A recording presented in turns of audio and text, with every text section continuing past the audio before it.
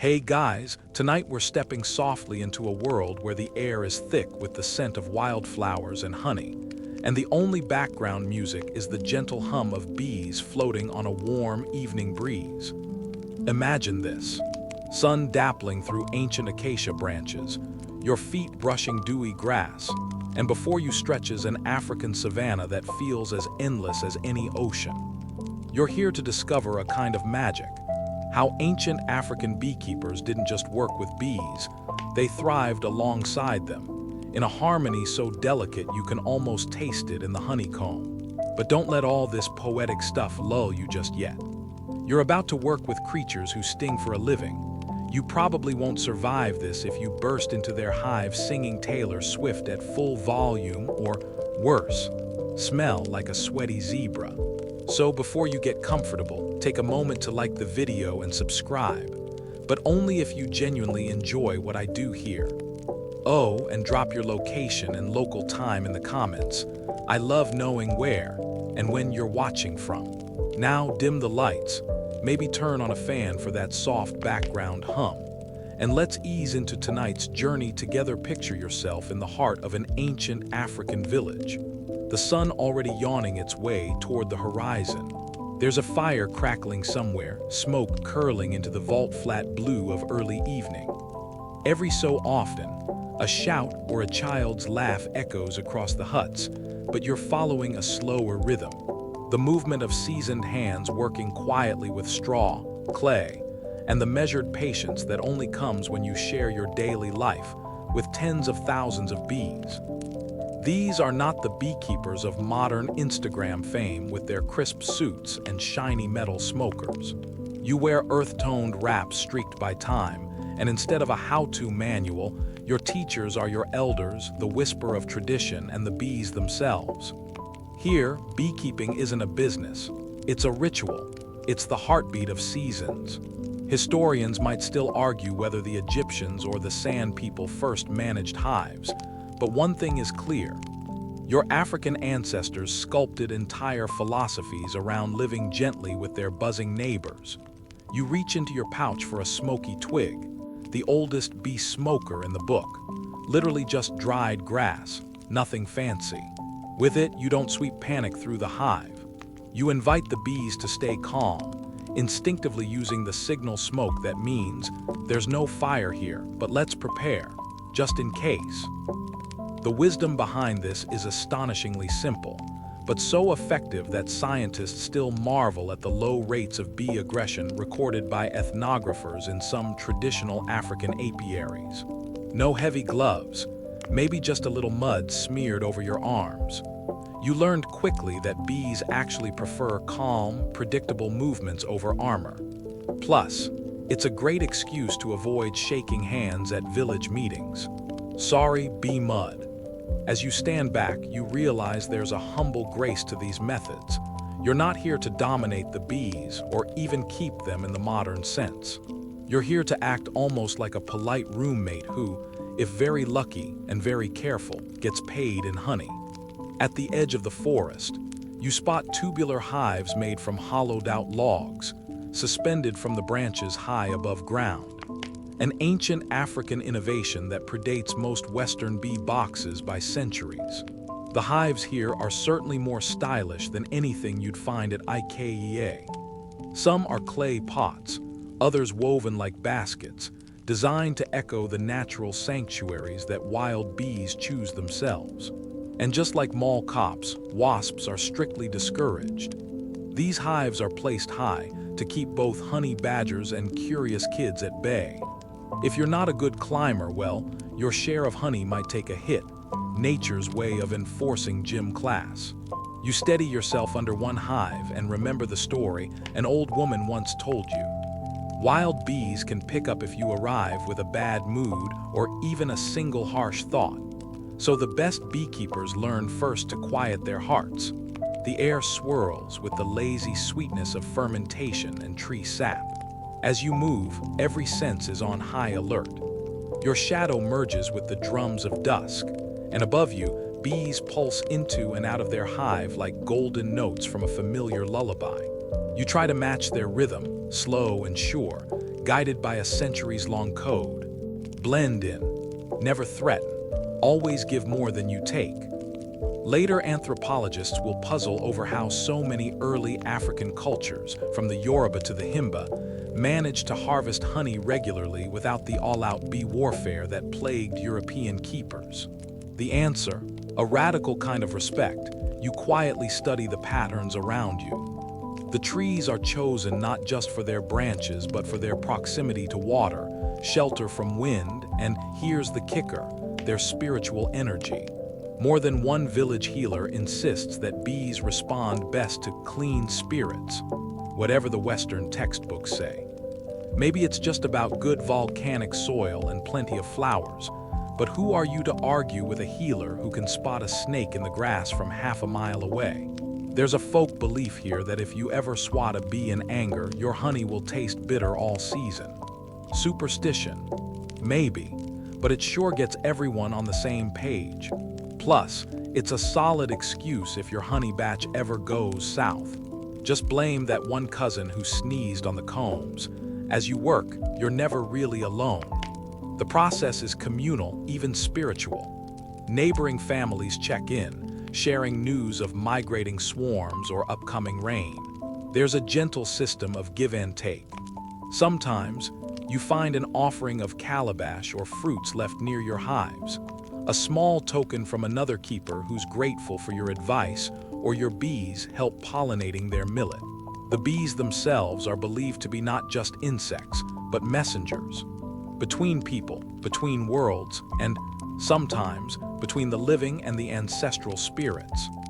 That's a pretty heavy job for something that weighs less than a jelly bean. You've probably seen those viral videos where beekeepers wear next to nothing and walk right up to hives, as if they're in a Disney movie.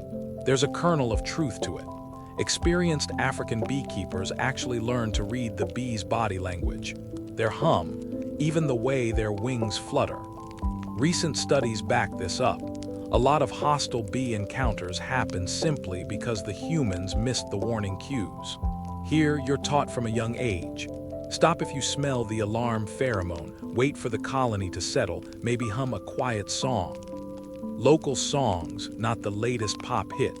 You want to soothe, not terrify.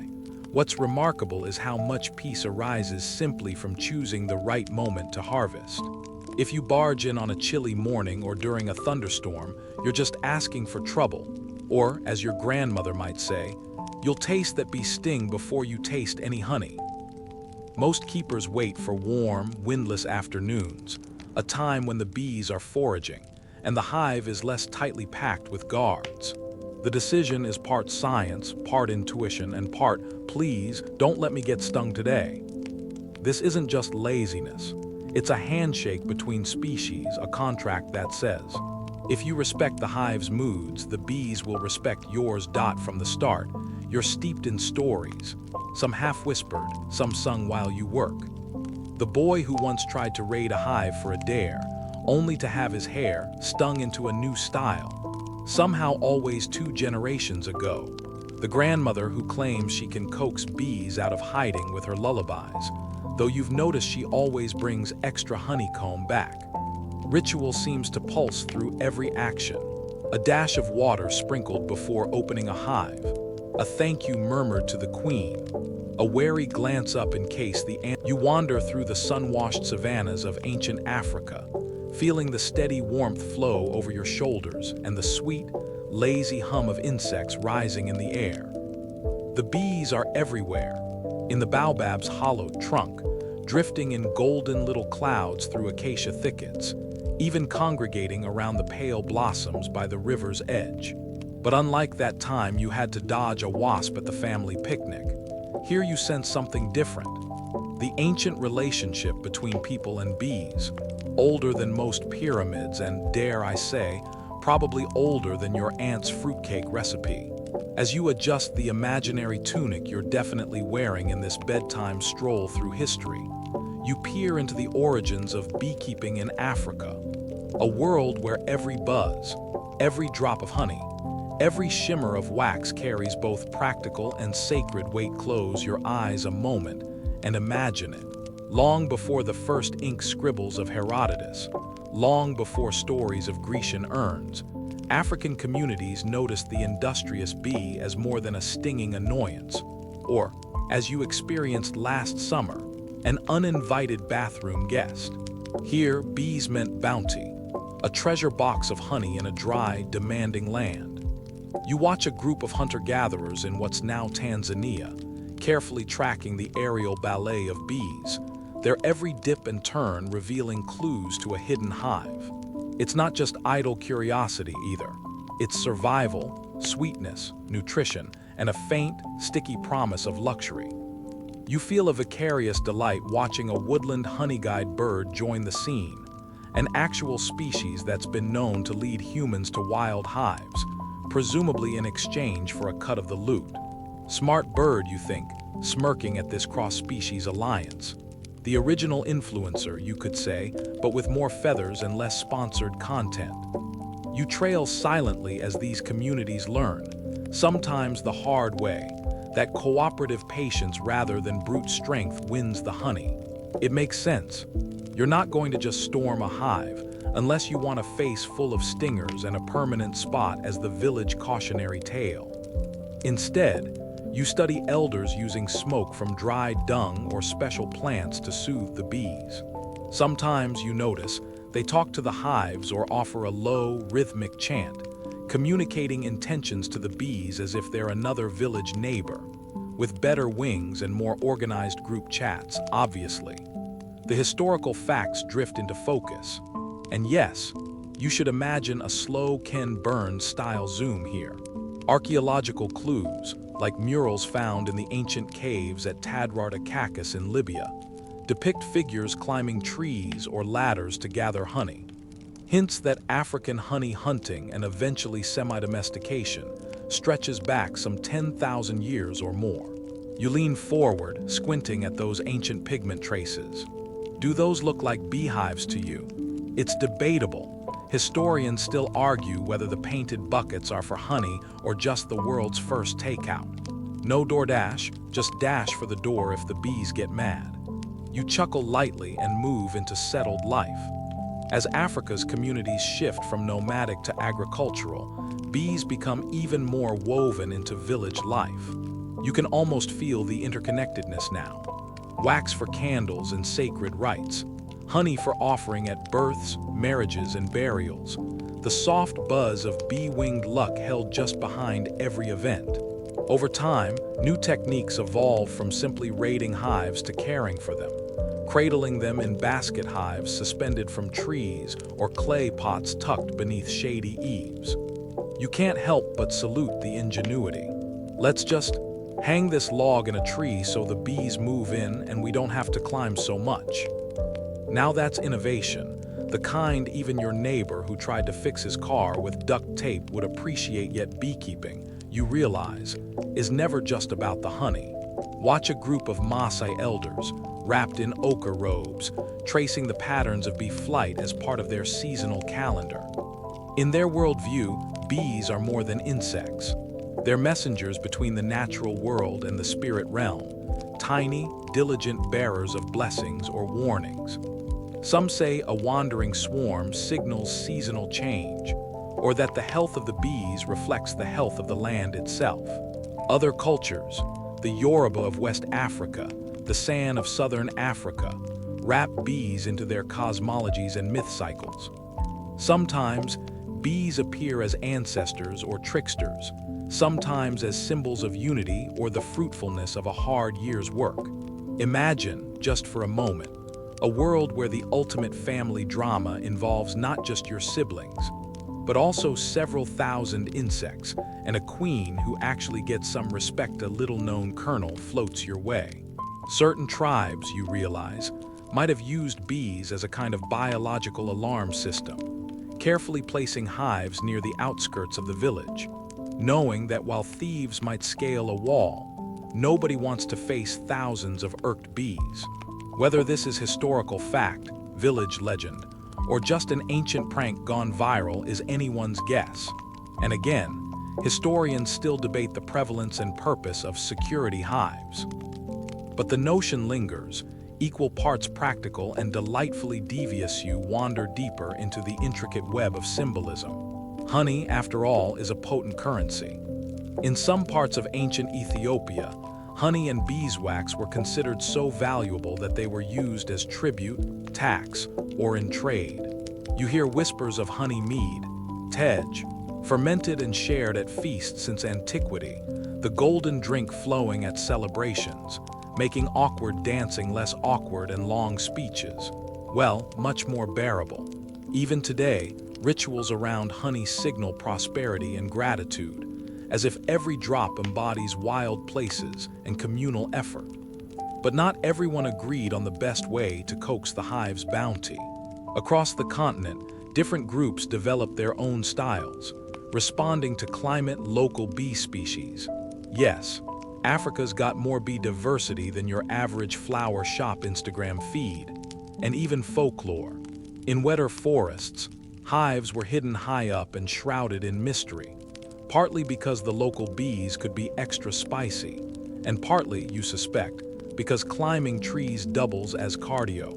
In drier savannas, traditional hives take on the form of logs, mud pots, or woven baskets, each shaped by centuries of hands learning from the bees, and probably learning not to wear open-toed shoes around the apiary. Even the act of finding a new hive carries ritual. Picture yourself with the Hadza people, listening for that faint, excited call when someone finds a wild colony. There is joy, but also seriousness. A quick negotiation to see who gets first taste, always a sense of sharing, of stewardship, of never taking too much. This respect is embedded into the fabric of beekeeping. To raid a hive greedily is to court disaster, not just from the bees, but from the social order and whatever spirits might be tuning in. There's even evidence that some communities coordinated honey harvests with other animal migrations or fruit seasons, a literal calendar in wings and blossoms. And the debates don't stop at which hive is best. There's still academic daylight between those who swear bee domestication in Africa started independently, and those who argue it drifted south and west from ancient Egypt, where bees were sacred to royalty and sticky riches lined pharaonic tombs. It's a mystery sweeter than a midnight honey toast, and certainly more satisfying than the marshmallowless popcorn balls your cousin hands out on Halloween. You pause, letting the soft, layered meanings settle. Bees remain, for these early African cultures, at the intersection of utility and mystery, prized for their honey, wax, and pollinating power, but also as spiritual and social companions. Perhaps you even sense that kinship echoing today. A reminder that before supermarkets and spreadsheets, people found sweetness in the sometimes stinging work of negotiating with the wild. Across savanna and forest, every hive holds more than food. It holds a story, a myth, a fuzzy-winged emblem of ancient ingenuity. You take a drowsy breath, letting the gentle buzz fade into the background. You settle onto the shade of a giant baobab tree, the hum of distant bees lulling your senses, as you listen and learn, not from dusty textbooks or online lectures, but from a grandmother's steady hands or an elder's soft-spoken story at dusk. It's here, beneath the slow choreography of sun and shadow, that the full force of indigenous knowledge weaves itself into your understanding of beekeeping, not just as a craft, but a living pact between you, the bees, and the world they sweeten. Traditional ecological knowledge, whispered, sung, and handed down through gestures as old as the hive itself, serves as your true guide. Nothing you find at the local hardware store can quite match the subtle genius of knowing exactly when the marula blossoms will unfurl, cueing the bees to dance, or sensing which rare wild smoke will soothe an agitated colony without turning their honey acrid. One down-to-earth fact: generations of African beekeepers, through patient observation, learned that bees synchronize their most productive periods with the explosion of local wildflowers. So there you are, squinting at a tangle of acacias, realizing the timing of your hive visits depends on rhythms your ancestors charted not with pencils but with instinct and memory. Imagine the scene. A child too young for school, but already quick to spot the faint difference in hum between a contented hive and one on edge. You inherit this wisdom as family legacy. The original home schooling minus the algebra pop quizzes. But indigenous knowledge is as much about community as it is about nature. Here, everybody's business is everybody's bees' nests. You watch elders communing over small fires, debating, gently, sometimes sleepily, whether to relocate the log hive closer to a yam patch, or whether the air's just a little too dry for a successful honey harvest. And then there's that one cousin who swears bees understand jokes. You try a knock-knock joke just in case. Spoiler, they aren't impressed. Still, the collective experience anchors every choice you make, from which tree to hollow for a hive to which day of the lunar cycle is safest for exploring a nest. Amusingly, in some regions along Kenya's coast, beekeepers claim that singing specific songs, some inherited, others improvised, can charm the bees into harmony. It's the original playlist, updated every season by the wisdom of the oldest voices. Indigenous knowledge knows no rush. If you take too hurried a step near the hive, every old-timer within earshot lets you know with a wry smile and a slow shake of the head. Why so frantic? The bees aren't going anywhere. Listen to the river, they might say. Let your intentions settle with the mud before you approach. There's a certain gentle sarcasm that weaves through the stories, like how everyone knows the tale of one impatient neighbor who got stung on the nose so badly he was mistaken for a yam for a week. These kinds of stories stick with you, unlike the swelling from the stings. Thank goodness. Traditional knowledge doesn't only tell you what to do. Sometimes it insists on what not to do. Never harvest honey just after a thunderstorm, say the elders, warning that the bees are already wound tense as a cat in a room full of rocking chairs.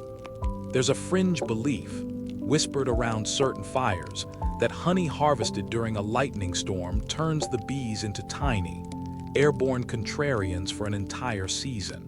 Historians still argue whether these tales are practical wisdom in disguise, or just bedtime cautionary tales made up to keep kids indoors. But you'd rather not risk discovering the truth firsthand. Sketchy weather, sketchier bees. Sometimes, what passes for environmental awareness today was just your great-granddad's daily checklist. You learn to note the precise taste of water after heavy rains, knowing that bees sourcing from mudded pools might produce more astringent honey.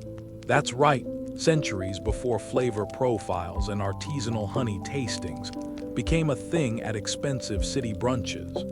Your ancestors could identify the signature tang of a hibiscus-laden batch after a single taste. If only food critics would add beehive sommelier to their resumes. You become adept at reading the land, scanning for cues. The rustle of guinea fowl in the undergrowth, a certain silence in the midday heat, a shift in the wind that makes you pause. Indigenous wisdom teaches you that bees, like people, prefer a sense of continuity and respect. If you ignore their signals, you lose not only honey, but a measure of trust that might take seasons to rebuild. That mutual respect is reinforced by small acts, never wearing heady perfumes near the hive unless your idea of a fun Friday is a hair full of bees, always offering a splash of water to the colony when rains are late, and never, ever shouting in earshot of the hive, unless you want to become a story told with much laughter and mimed hand flapping for the next generation. Every community has its own quirky hacks. In West African regions, for example, some keepers smudge hive entrances with a powder made from dried termite mounds, thought to repel pests and evil spirits in one go. It's an oddly specific combination, but you can't knock a system that works. Over in Ethiopia's highlands, elders advise a pinch of wild garlic at the hive's entrance to keep away honey badgers, though scholars debate whether it's the scent or the hex you're whispering as you sprinkle that matters most. Nobody is lining up for honey badger wrangling, so you don't question too deeply. You grow attuned to the tacit signals encoded in tradition. A rooster's crow 3 times at dawn, a certain flower blooming out of season, the edge in your auntie's voice as she warns you not to harvest tonight.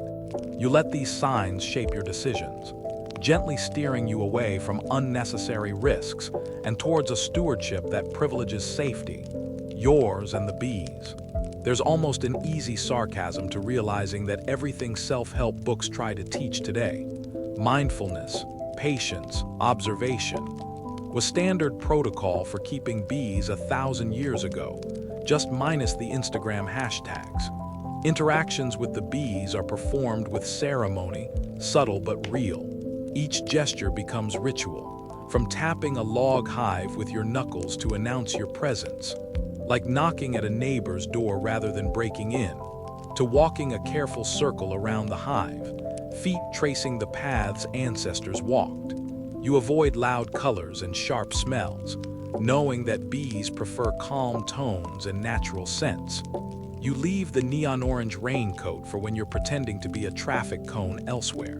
If you're brave enough to try beekeeping in bright yellow shorts, you're basically volunteering to be the village's next cautionary tale. Memorizing the right methods is not enough. Indigenous wisdom insists that the spirit of beekeeping is collective, embodied in the way knowledge is shared. Over communal meals, through playful teasing, and in the rhythmic repetition of stories by firelight. Each story threads together generations. About the time a honey seeker got lost, but found 3 more wild hives, or when the village joined forces to move a giant fallen log hive, using more laughter than actual muscle. If you don't listen to and pass along these stories, the wisdom fades, leaving you with hives but no harmony. Of course, there's still debate between communities about the best methods. Some argue it's better to place hives high in the trees to escape honey badgers and prying hands. Others swear by digging shallow pits lined with clay and grass, claiming the ground's coolness keeps bees placid through the shocks of dry seasons. Historians have yet to find consensus, which means you're free to experiment, so long as you're willing to take on the occasional bee with an attitude problem. Ultimately, you find that the crux of indigenous wisdom lies not just in technique, but in a worldview. You don't conquer the bees, you court them. You adapt to their cadence, nurture their health, and treat each harvest as a gift, not a right. Letting this wisdom guide you stoop a little lower under the shade of a great baobab, the afternoon light painting shifting puzzle pieces of gold and shadow on the ground. Here, you squint upward at the crooked branches, and there you spot it. A hollowed log lashed tightly into the crook of the tree, its bark meticulously scraped but still recognizable as part of that tree's own body. You reach out and run your hand along the log's curve, marveling at how such a simple structure houses an entire colony, humming quietly inside, as if purring. This is more than just a beehive. It's ancient architecture, and you're about to see why early African beekeepers became essentially the Frank Lloyd Wrights of insect housing. If only Frank Lloyd Wright had more of an affinity for bee stings and the occasional swarm in his hair. Back in the day, you don't roll up to your local hardware store to buy a neat wooden hive kit and a smoker. No, you size up your materials in the wild. Hollowed tree trunks, strips of bark, bunches of tall grass, mud, and whatever clever invention your hands can shape. In many African societies, the preferred hive for centuries, one that's still common in some regions, comes straight from nature itself. Enter the log hive. You get a chunk of fallen, dry hardwood, sometimes acacia, sometimes baobab, sometimes whatever your arms can carry without giving you a hernia. You hollow it out, end to end, scraping, chipping, and laughing at your uncle's jokes about wood-boring beetles doing half your work for you. But just like a good cryptic crossword or assembling that IKEA shelf you've been putting off for 6 months, there's artistry to the process. The log is carefully smoothed on the inside, not because the bees are architectural snobs, but because roughness can injure young bees and queens or cause wax to break. Once you've got a hollow log, You secure the ends with discs of wood or slabs of thick bark, leaving 1 or 2 small, intentional holes for the entrance. The placement of these entrances is an art in itself. Bees prefer small, defensible openings that discourage lazy honey badgers or marauding ants from popping in for a midnight snack. Feeling crafty, you might decorate the outside with strips of bark to slow the weather's wear, or even hang the hive with twisted fig vine ropes, placing it high above ground. The higher you can get, the farther ants have to march, and the less likely you are to get smacked in the face by a honey-thieving baboon. It's still an occupational hazard, though. You step back, brush off the sawdust, and look around. In some areas of Ethiopia and Tanzania, you notice basket hives woven from reeds or tough grasses. These aren't just rustic alternatives. They're ingenious, lightweight, portable, and perfectly suited to landscape and climate. You watch expert hands weaving them, spiraling strips into long cylinders, lining them with mud or cow dung to waterproof them, and finally setting the ends with domed caps. If you're getting serious about bee feng shui, you might coat the inside with a blend of honey and beeswax, an aromatic, welcome, new tenants sign for each buzzing swarm you hope to attract. And just when you think you've seen every variety, you stumble across the sculpted clay hives, shaped a bit like thick tubes or rounded cones, sometimes built directly onto a branch or rock shelf. Clay, as you soon realize, is the ancient insulation technology. It keeps the hive less scorching in the daytime and warmer at night. The original bee HVAC. Rumors from old apiarists say some Ugandan and Malian beekeepers infuse the clay with ash, herbs, or powdered termite mound earth to help mask scents, repel bugs, or maybe, just maybe, to stave off supernatural bee curses. Historians still argue whether these odd additives actually made a difference or were mostly a case of, well, can't hurt, might help. You run your fingertips along a basket hive, marveling at how the bees' combs run horizontally, parallel to the earth, following the curvature of their woven home. This horizontal design is no accident. African bees are notoriously defensive if disturbed from below, and horizontal hives let you peek in from one end, gently, like opening a door and calling, "Don't mind me, just checking the honey, carry on." You smell the faint earthiness of grass hives baking under the sun, as you peer through a small observation hole, just big enough for a careful eye and not your entire face. Unless you want an emergency facial treatment, you notice how the bees have sculpted their own buttery combs, shaping their chambers in perfect accordance with the hive's geometry. But let's not overlook the rare oddballs. Branch and bark hives, literally slabs of living or dead bark curled and bound together by vines into makeshift tubes, then daubed with mud or resin to seal cracks. One quirky historical tidbit whispers that certain Zulu beekeepers would sometimes select long hollowed gourds or even large calabash shells, placing them under large stones or in dense shrubs for shade and hiding. Did they work? Sort of. Did they confuse everyone, including the bees? Absolutely. Still, you'll agree, there's originality in these botanical beehives. A level of creative DIY that would have every Pinterest parent nodding in appreciation. The strategy behind each design is surprisingly sophisticated. For every style, you notice there's a careful balance between accessibility for the beekeeper and protection for the bees.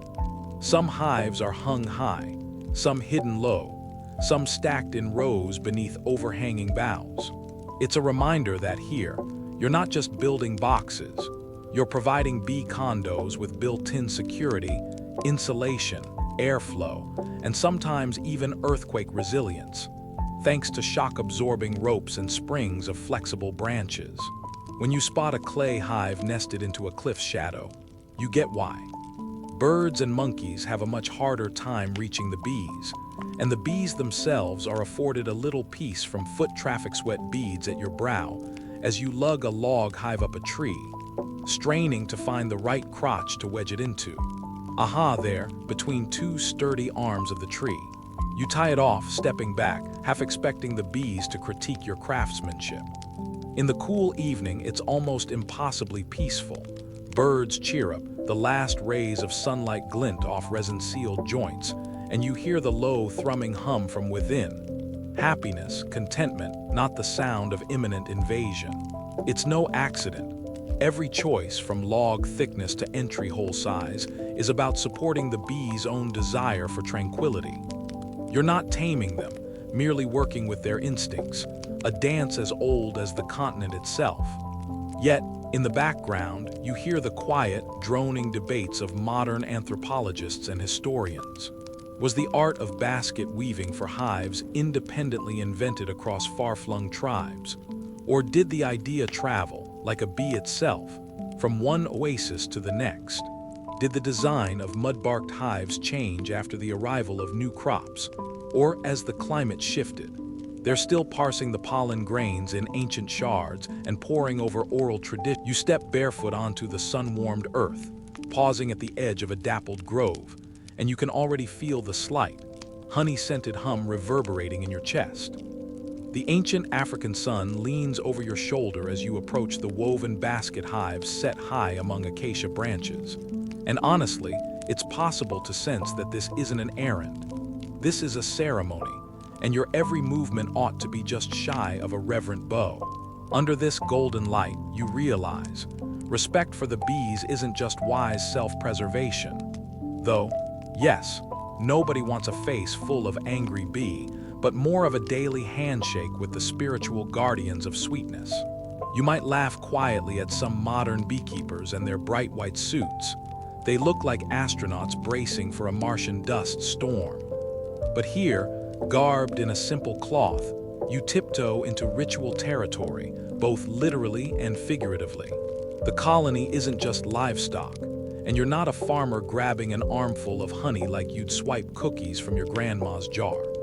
Instead, every action, from approaching the hive to whispering a greeting, transforms this moment into a thread in a wider spiritual tapestry, where bees are regarded as envoys of the ancestors.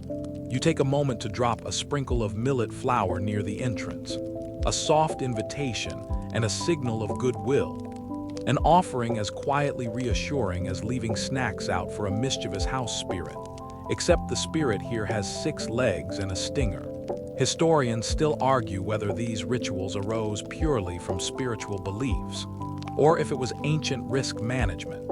If your ancestors figured out that bees stung less when you moved slowly, and decided it was safer to weave that wisdom into a blessing to the spirits just to be sure. Either way, you continue, feeling the gravity of expectation. Even the sun seems slower in this place. Your footsteps are muffled because every noise carries meaning. In many African societies, beekeeping isn't a mere task. It's something of a sacred duty. And there's a pretty good chance your grandma would be mildly mortified if you skipped the usual prayers or tuned out the old songs. You whisper a greeting that's half apology, half request, promising not to take more than needed. Legend says bees can smell a liar or someone greedy before you even get within stinging range. This is a good moment to remember one of those mainstream facts. Throughout large swathes of West and East Africa, bees have often been seen as the messengers of gods or ancestors. If you disrespect them, you're not just risking a swelling thumb. You might be jeopardizing your standing in the family tree. Even now, echoes of those beliefs hum in ceremonies where honey is poured onto ancestral shrines, sweetening not just tea, but relationships between living and dead. The rituals are more than practical. They're performative acts of connection. You linger for a second, recalling the more peculiar customs. Maybe the beekeeper who swore by washing with certain herbs and covering themselves with red ochre, claiming it offered spiritual camouflage or made them smell like the forest, rather than a walking feast. Imagine a world where your cologne isn't Chanel, but now I smell like dirt and please don't sting me. According to some travelers, even tougher ones would mumble tongue-twisting incantations picked up from their elders, hands pressing the earth or the nearest tree, appealing to the hive spirit. Was it superstition or shrewd bee psychology? Maybe both. Nearby, a cousin starts up a quiet, melodious humming, a tune passed down over generations. You might roll your eyes at first, but there is a certain sleepy logic to it. In several cultures, musical sounds were thought to soothe not just the nerves of the beekeeper, but to signal to the bees that everything was cool, calm, and non-threatening. Modern scientists are still trying to suss out whether those tones truly affect bees, or simply turn off the anxious overthinking in human brains. But you'll take all the help you can get. And with a bit of gentle sarcasm, you might think, if I'm going to get stung, at least I'll go out in rhythm. If successful, no one gets stung, and everyone gets a taste of honey at the big feast. Now that's motivation to treat the process like a sacred art form. Then comes the ritual smudging. There's something primal about the slow, swirling smoke, coaxed from burning dried cow dung or aromatic twigs. You wave the smoke with the palm of your hand, a kind of olfactory peace treaty, making the hive's inhabitants drowsy and content rather than defensive, and giving yourself a chance to work at a measured, unhurried pace. Some elders insist the blend of plants matters. A dash of sage or a pinch of wild basil makes the smoke protective or cleansing. Historians still puzzle over whether there's a scientific edge to specific recipes, or whether it's all about helping the human feel a little more in control amidst 1,000 tiny wings. Frankly, you're not caring who's right. You're just happy the bees look relaxed and you're not running for the river with your hair full of honeycomb. When it's time to actually take honey, you don't just barge in and scoop out comb like a hungry toddler at a birthday party. The whole process is peppered with gestures of negotiation. You slow your movements, chanting a little gliding tools, maybe a carefully smoothed stick passed down from parent to child, through the comb with surgical tenderness. Not to mention, you leave plenty behind, ensuring there's enough for the bees themselves. Other beekeepers nearby might wave a leafy branch as a pacifying sign, or even throw a shadow dance, swaying and weaving in the soft half-light. There's always that hint that every movement might mean something. You've got to respect a system where even the most mundane gestures are invested with meaning. According to one quirky tidbit relayed by a traveler, some communities believed a sneaky bee could recognize the scent of a quarrelsome beekeeper. If you came with heavy emotions, the hive would respond in kind, jetting out in attack formation. So before anything, folks might spend a moment sitting under a tree, letting go of anger, saying a quick sorry to an older sibling, or even just laughing at a local joke. Try picturing a world where stress management is legally required before working, maybe even a requirement for folks going into morning traffic. There's something beautiful in the idea that good spirits invite good honey. Older members of the village, the ones with hands mapped by time and smiles as wide as baobab trunks, remind you in stories, often whispered at firelight, that beekeeping isn't even fully in your control. The hive belongs as much to the spirits of the land as it does to those who tend it. Every waxy cell represents a silent compact, renewed every season with a mix of humility, gratitude, and practical wisdom. Disrespectful behavior, like shouting, stealing, or, heaven forbid, swatting at the bees, could result in the abrupt loss of an entire colony. Historians still argue over how much of this was strictly environmental observation and how much stems from accumulated myth, but you recognize the effect either way. The atmosphere is thick with meaning. There are even taboos tied to who can approach the hive. Sometimes, young children must be accompanied by an elder, or menstruating women are told to wait until luckier times. Does it work? Depends on who you ask. But you know these traditions bind everyone together, and the soft power of mutual respect keeps all stingers mostly in their sheaths. You finish your task, gathering only what you need. Before leaving, you scrape a dab of honey on a stone, a token for the unseen, the bees, the ancestors, the future. You tuck it away, marveling at how ritual and respect have made this moment less about extraction, more about exchange. The bees hum in gentle agreement as you walk away, full of sleepy satisfaction and the faintest hope you'll remember this lesson next time your neighbor's dog starts barking. Approach with respect. A little ritual. You step into the dry season stillness among the acacia trees, the sun blazing low, and already you know. Timing out here dictates everything, especially the secret, unseen lives of honeybees and their ancient African caretakers. The months tick away not by weather apps or wall calendars, but by the pale gold of baobab blooms and the long, drawn-out song of cicadas. Here, you're not just observing the bees. You're moving through time and tune with them, your every step and gesture carefully measured by the natural rhythms you'll soon come to depend upon. Each seasonal cycle gently nudges you, a subtle shifting in the air, a difference in the flowers that beckon bees from hive to blossom. The rains arrive, thunder grumbling somewhere behind the hills, and with each drop the landscape aches back to green, exploding with nectar-heavy flowers. Your senses sharpen. This is your cue. Honey hunting must wait until the nectar flow peaks. Otherwise, you'll rob the bees at their thinnest and risk mutiny. And trust me, nobody wants to explain a face full of angry bees to their grandmother. Not out here, where elders know exactly whose fault it is if the hives grow loud. So you bide your time, learning first patience, then observation. The rhythm of bees is the rhythm of survival. You notice subtle cues.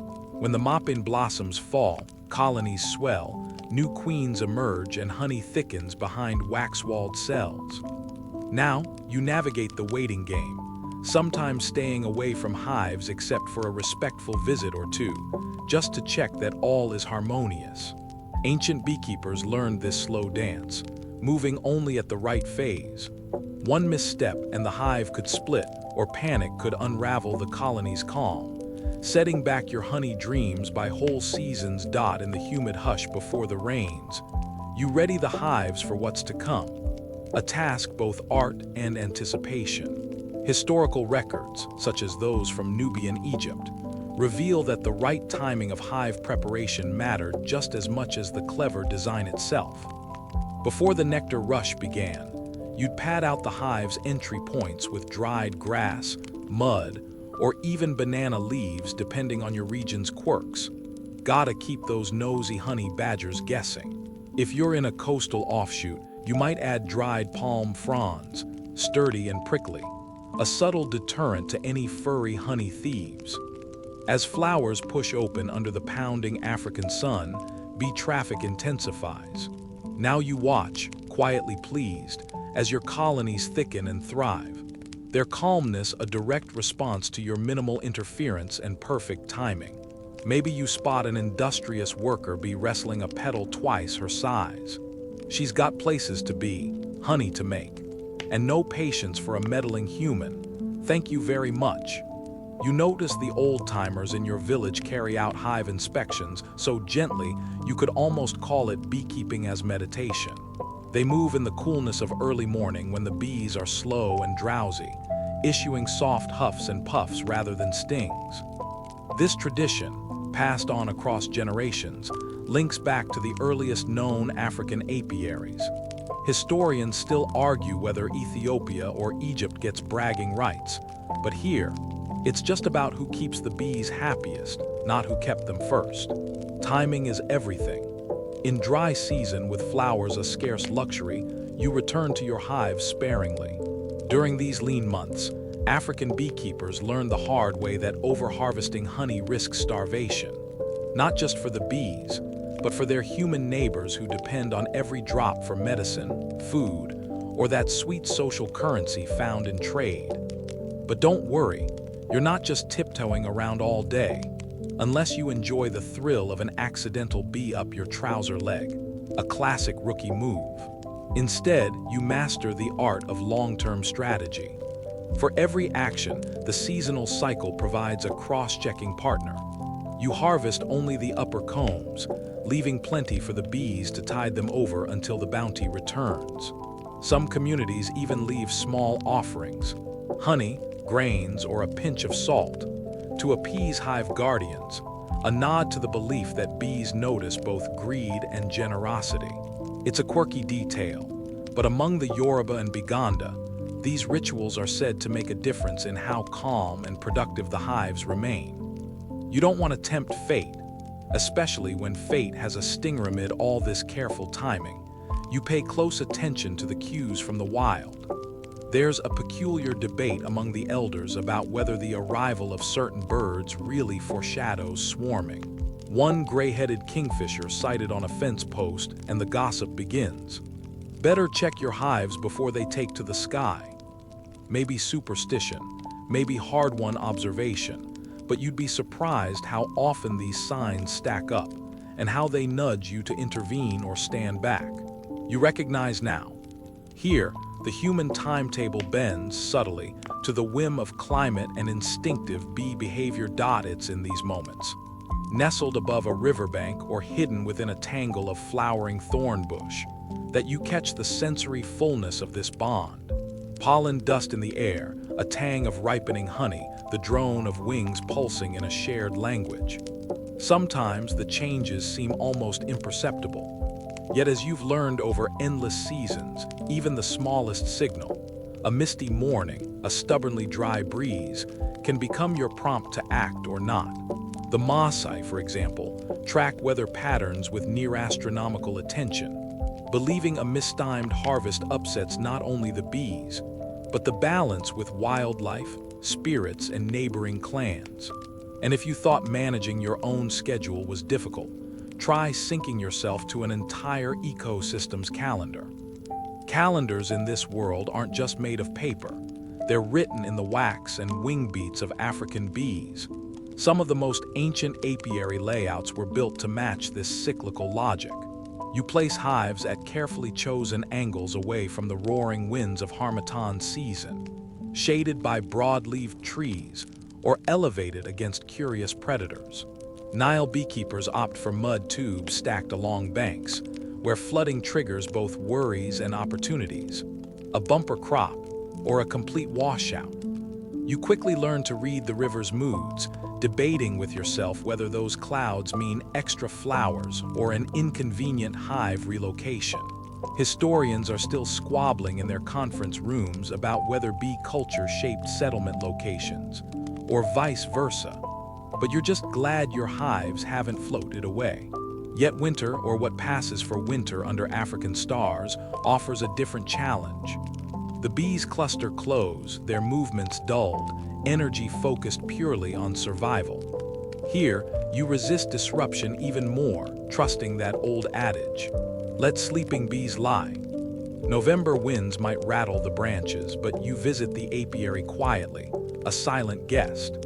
This enforced lull becomes reflection time when you revisit the stories, like the one told by your mischievous uncle, who once harvested too early and found himself chased halfway to the fishing lake by an angry swarm. He still insists it was the moon's fault. When the days finally warm and new blooms surface, your responsibilities ramp up again, not only for the sake of the bees, but for the gardens and crops they pollinate.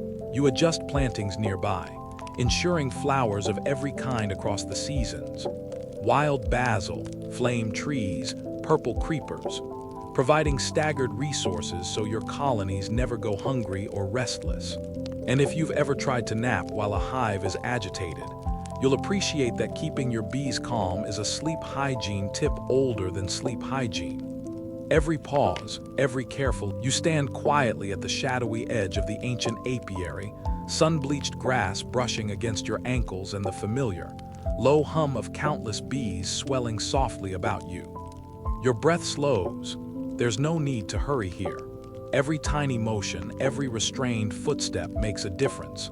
The bees notice everything. Generations before you have learned this lesson, not from books, but by trial, error, and a little bit of getting stung in places you can't quite reach.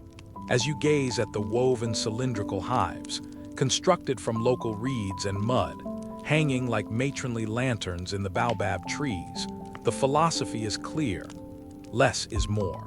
The less you blunder in like an ancient tomb raider, the happier, and honestly less homicidal, the bees will be. Your hands are empty because elaborate tools are for people who enjoy drama. You approach with the same respectful vibe you might reserve for meeting your in-law's cat for the first time. A little uncertain, a little amused, fully aware that sudden moves could be catastrophic for someone, possibly you. The bees sense your intentions, or at least, they sense your energy. In many African communities, it's believed that bees can smell fear, anger, and arrogance. A tiny airborne emotion detector standing guard at the apiary gates. You stifle a chuckle at the thought of a bee judging your vibes, but then recall, with a little shiver, last week's sting on the ear. Trust ancient wisdom, you tell yourself. To keep the bees calm, your elders always insisted on gentle, predictable movements. You reach out in slow motion, as though you're underwater and time is an old friend who likes things chilled out. If you have to check a hive, you do it with patience, lifting, not jerking, gently tilting, not flipping, pulling out honeysuckle-scented combs like priceless relics, not lumpy potatoes. If a bee lands on you, may be attracted by your baseline body odor or that questionable meal you had at lunch. You resist the urge to swat or run, opting instead for the monkish patience of a statue. Bees, contrary to horror movie propaganda, are not out to get you, but surprise them, and you become their surprise too. Some say that's karma. It's a tradition among many African beekeepers to work with the bees at specific times of day. Noon, with its blazing sun, is often avoided. Early mornings or languorous twilights are favored, when bees are drowsy, less aggressive, and hopefully busy chasing nectar sources rather than investigating the new nose on the block. Some communities even design their routines around the local flora's blooming patterns, knowing which days and which flowers make the bees particularly sweet, or a bit salty, if bees could be accused of attitude. There's an art to smoking the hive, a trick as old as time, but you don't douse them like a barbecue gone wrong. Instead, a little cool smoke, usually made from dried cow dung or special calming herbs like African basil, is wafted toward the entrance in soft, swirling ribbons. The bees, lulled by these gentle cues, gorge on honey and become, for a short while, as docile as sleepy toddlers after a long day of sandcastle construction. Some old-timer beekeepers even claim the right concoction of herbal smoke can deliver visions, or help the bees communicate their needs.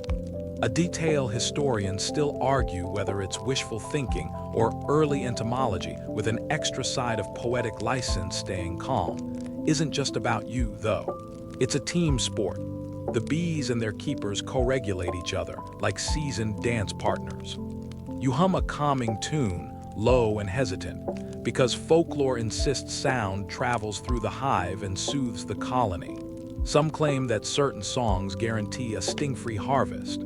Whether sound logic or just wishful singing, you'd rather risk being caught humming off-key than subjected to a bee swarm's group critique.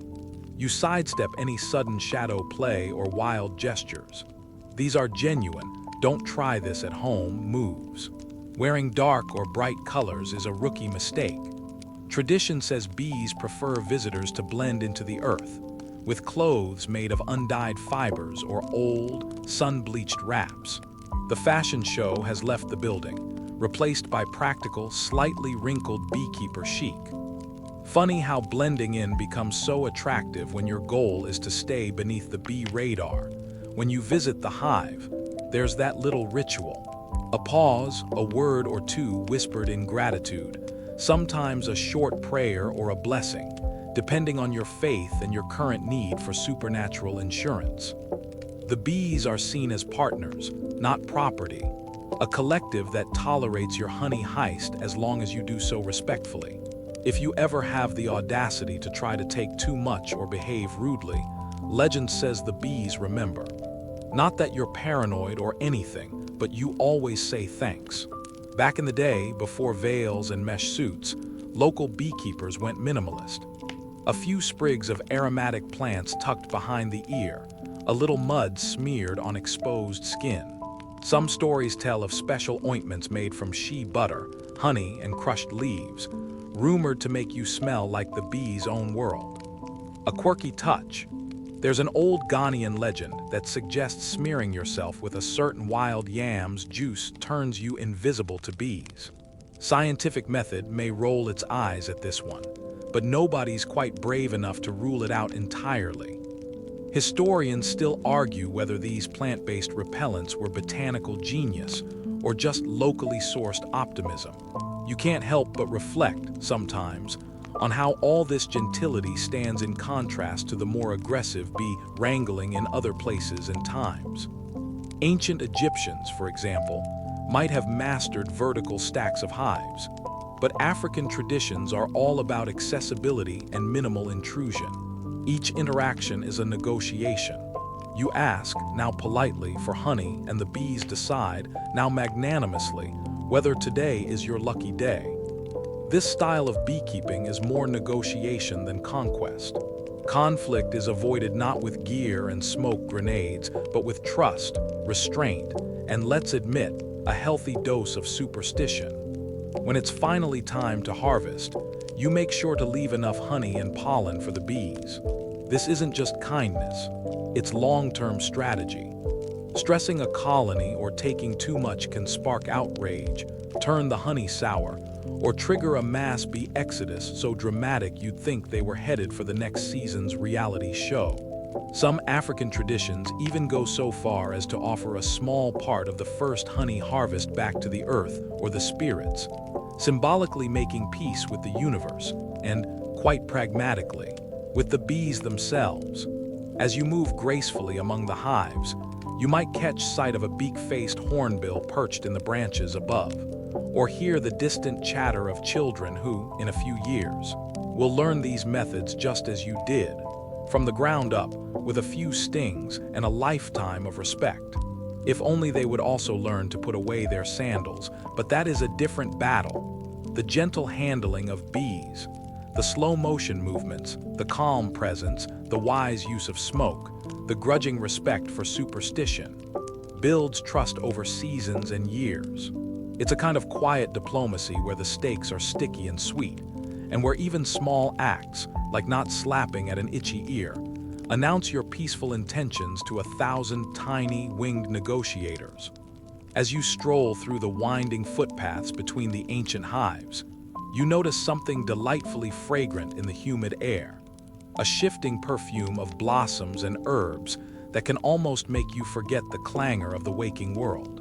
Here, in these carefully tended havens at the edge of the village or deep within the wild forests, flowers aren't just for show.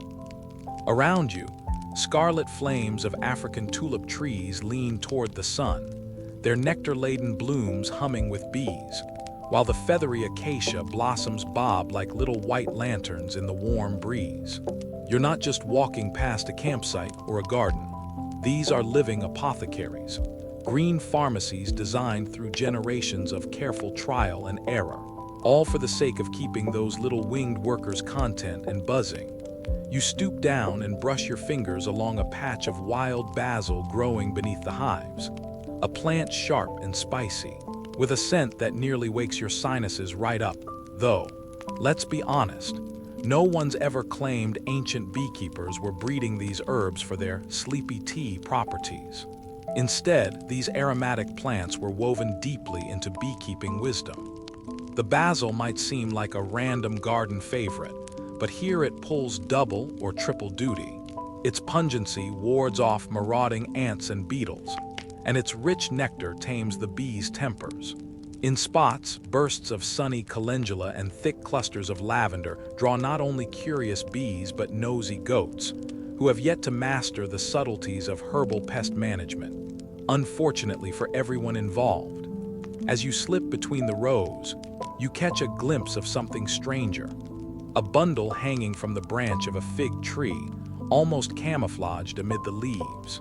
It's a sachet of dried ground neem, bound in a thin sheet of bark, and it sways like some mysterious charm. Traditional beekeepers, never shy about a bit of low-tech genius, crafted these herbal hangings to repel mites and other troublemakers before modern chemical sprays ever appeared on the scene. Mainstream history tells you this sort of botanical know-how wasn't unique to Africa, but here it took on a depth and artistry that deserves applause.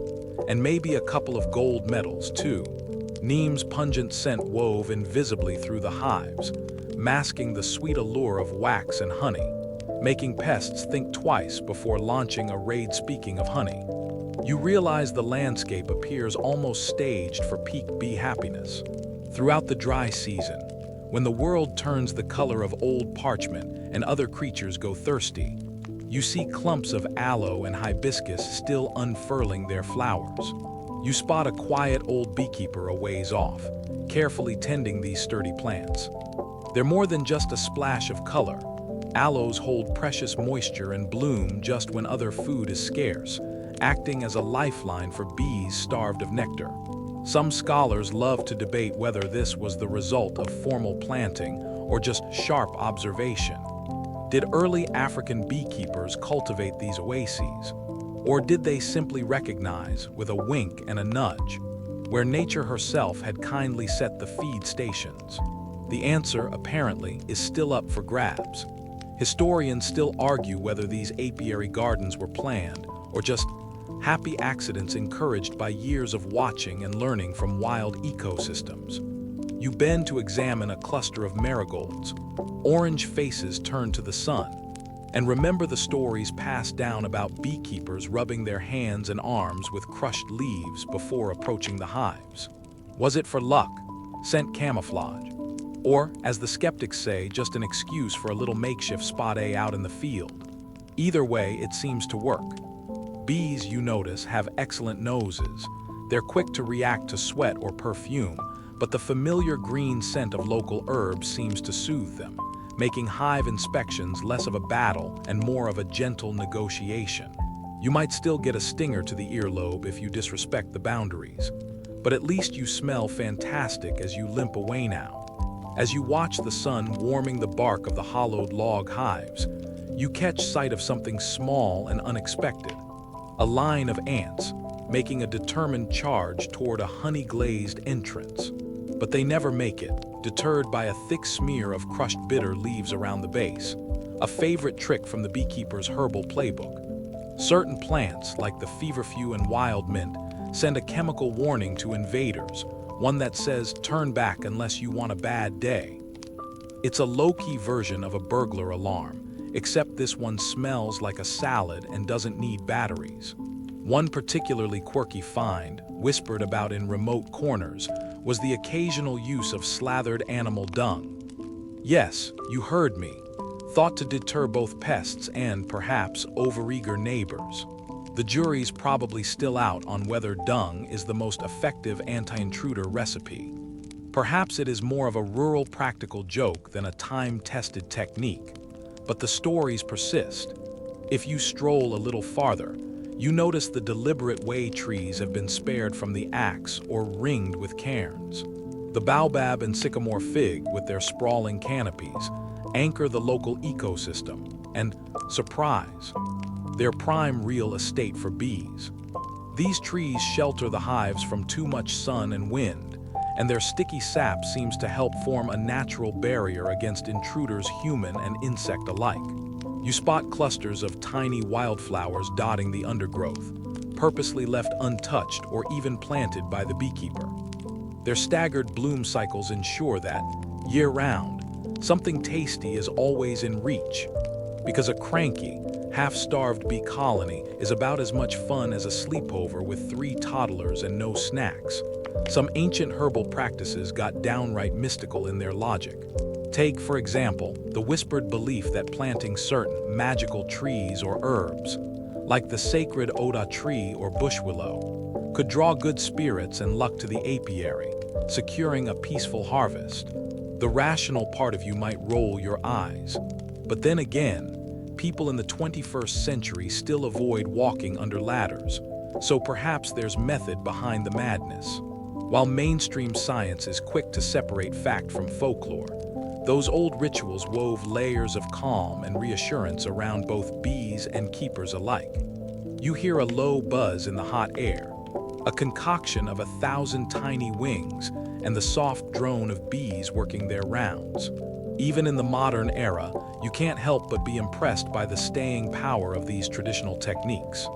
Sure, you could spray pesticides or pour store-bought ant granules around hives, but here, centuries before commercial beekeeping, communities had already figured out low-impact plant-based solutions. The line between herbal wisdom and practical necessity blurs when you realize these natural methods didn't just protect the bees. They sustained the larger environment, kept pollinators healthy, and made honey collection less of a sting operation. One well-documented historical fact stands out. The ancient Egyptians, perhaps the closest thing to celebrity beekeepers in North Africa, used smoke infused with herbs like thyme and sage to calm their bees before inspecting the hives. This gentle aromatherapy soothed the colonies, making honeycomb harvests smoother and the lives of both bee and beekeeper considerably less dramatic. Sometime later, these techniques traveled up and down the continent, adapting to local flora.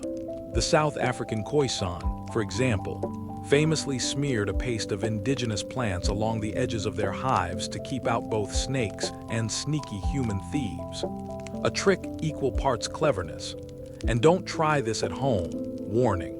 You pause for a moment and imagine yourself as an ancient apprentice, tasked with remembering the hundreds of herbal concoctions and their purposes.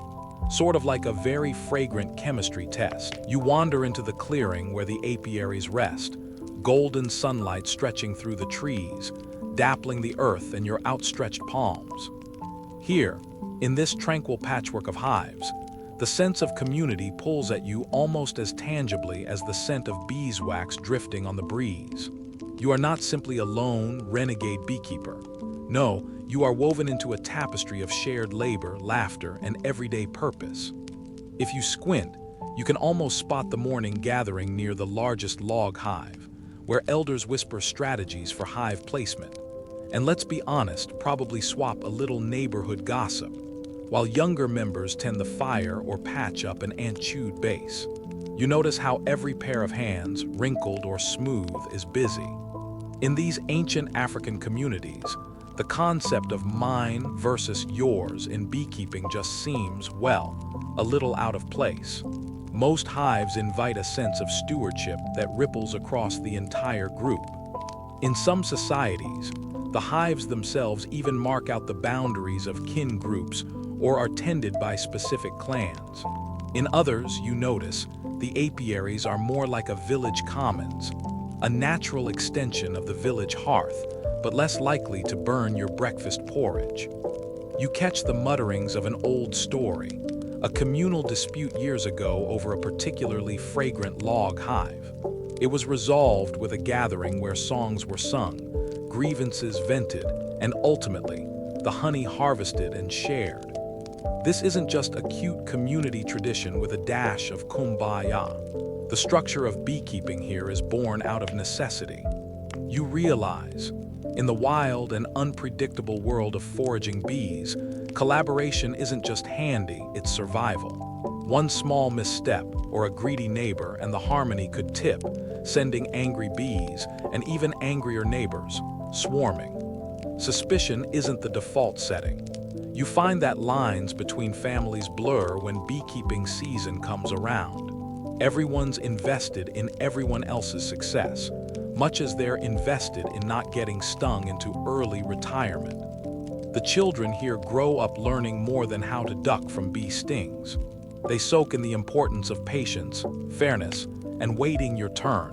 When you reach for a honeycomb, there's a gentle, if unspoken, reminder that it's not just a luscious treat for today, but meant to sustain the whole group through lean times. So don't get greedy unless you want to face a glare sharper than a bee's stingeroral agreements form the backbone of this system. There's no parchment scroll conveniently taped to a baobab tree. Instead, knowledge is passed down as you watch, in subtle nods and careful gestures. A certain way a hive is carved denotes whose turn it is to tend and harvest. You might spot a feather or a particular blade of grass tucked beneath a hive, signaling that someone, somewhere, already has dibs. The village might host monthly gatherings, with elders acting as gentle referees in these arrangements. Historians still debate whether this tradition was more about long-term peace or just a clever way to sneak extra help during harvest time. You lean toward a cluster of youngsters and observe how they're learning the ropes of respectful harvesting. The older children, clearly seasoned veterans, shoo away the overeager, reminding them this practice is about more than snatching up as much honey as possible. Even the smallest hands are taught how to replace woven covers gently, not slam them shut, and always to leave enough honey for the bees to thrive. It's a sort of beautiful life lesson, right under your nose: communal care, patience, and a healthy allergy to selfishness. But it's not always honey and harmony. Arguments do erupt. After all, this is real life, not an underwhelming utopia. Perhaps a hive's yield was suspiciously low after a neighbor's late-night visit, or maybe someone tried to claim a tree that didn't technically fall within village lines. In such cases, you witness the old-style community court. Disputes brought to circle gatherings, sometimes sparked by the heady scent of crushed herbs and always concluded with a compromise, often sweetened with extra honey, and if you're lucky, some playful banter at the expense of the unlucky thief. Trust Oko to climb a tree and come down with only mosquito bites. Conflict, it turns out, is part of the glue that holds this community together. In seeking peaceful resolution, the villagers reinforce respect for each other and for the creatures they tend. Let your gaze drift to the edge of the apiary, where secret cooperatives take shape.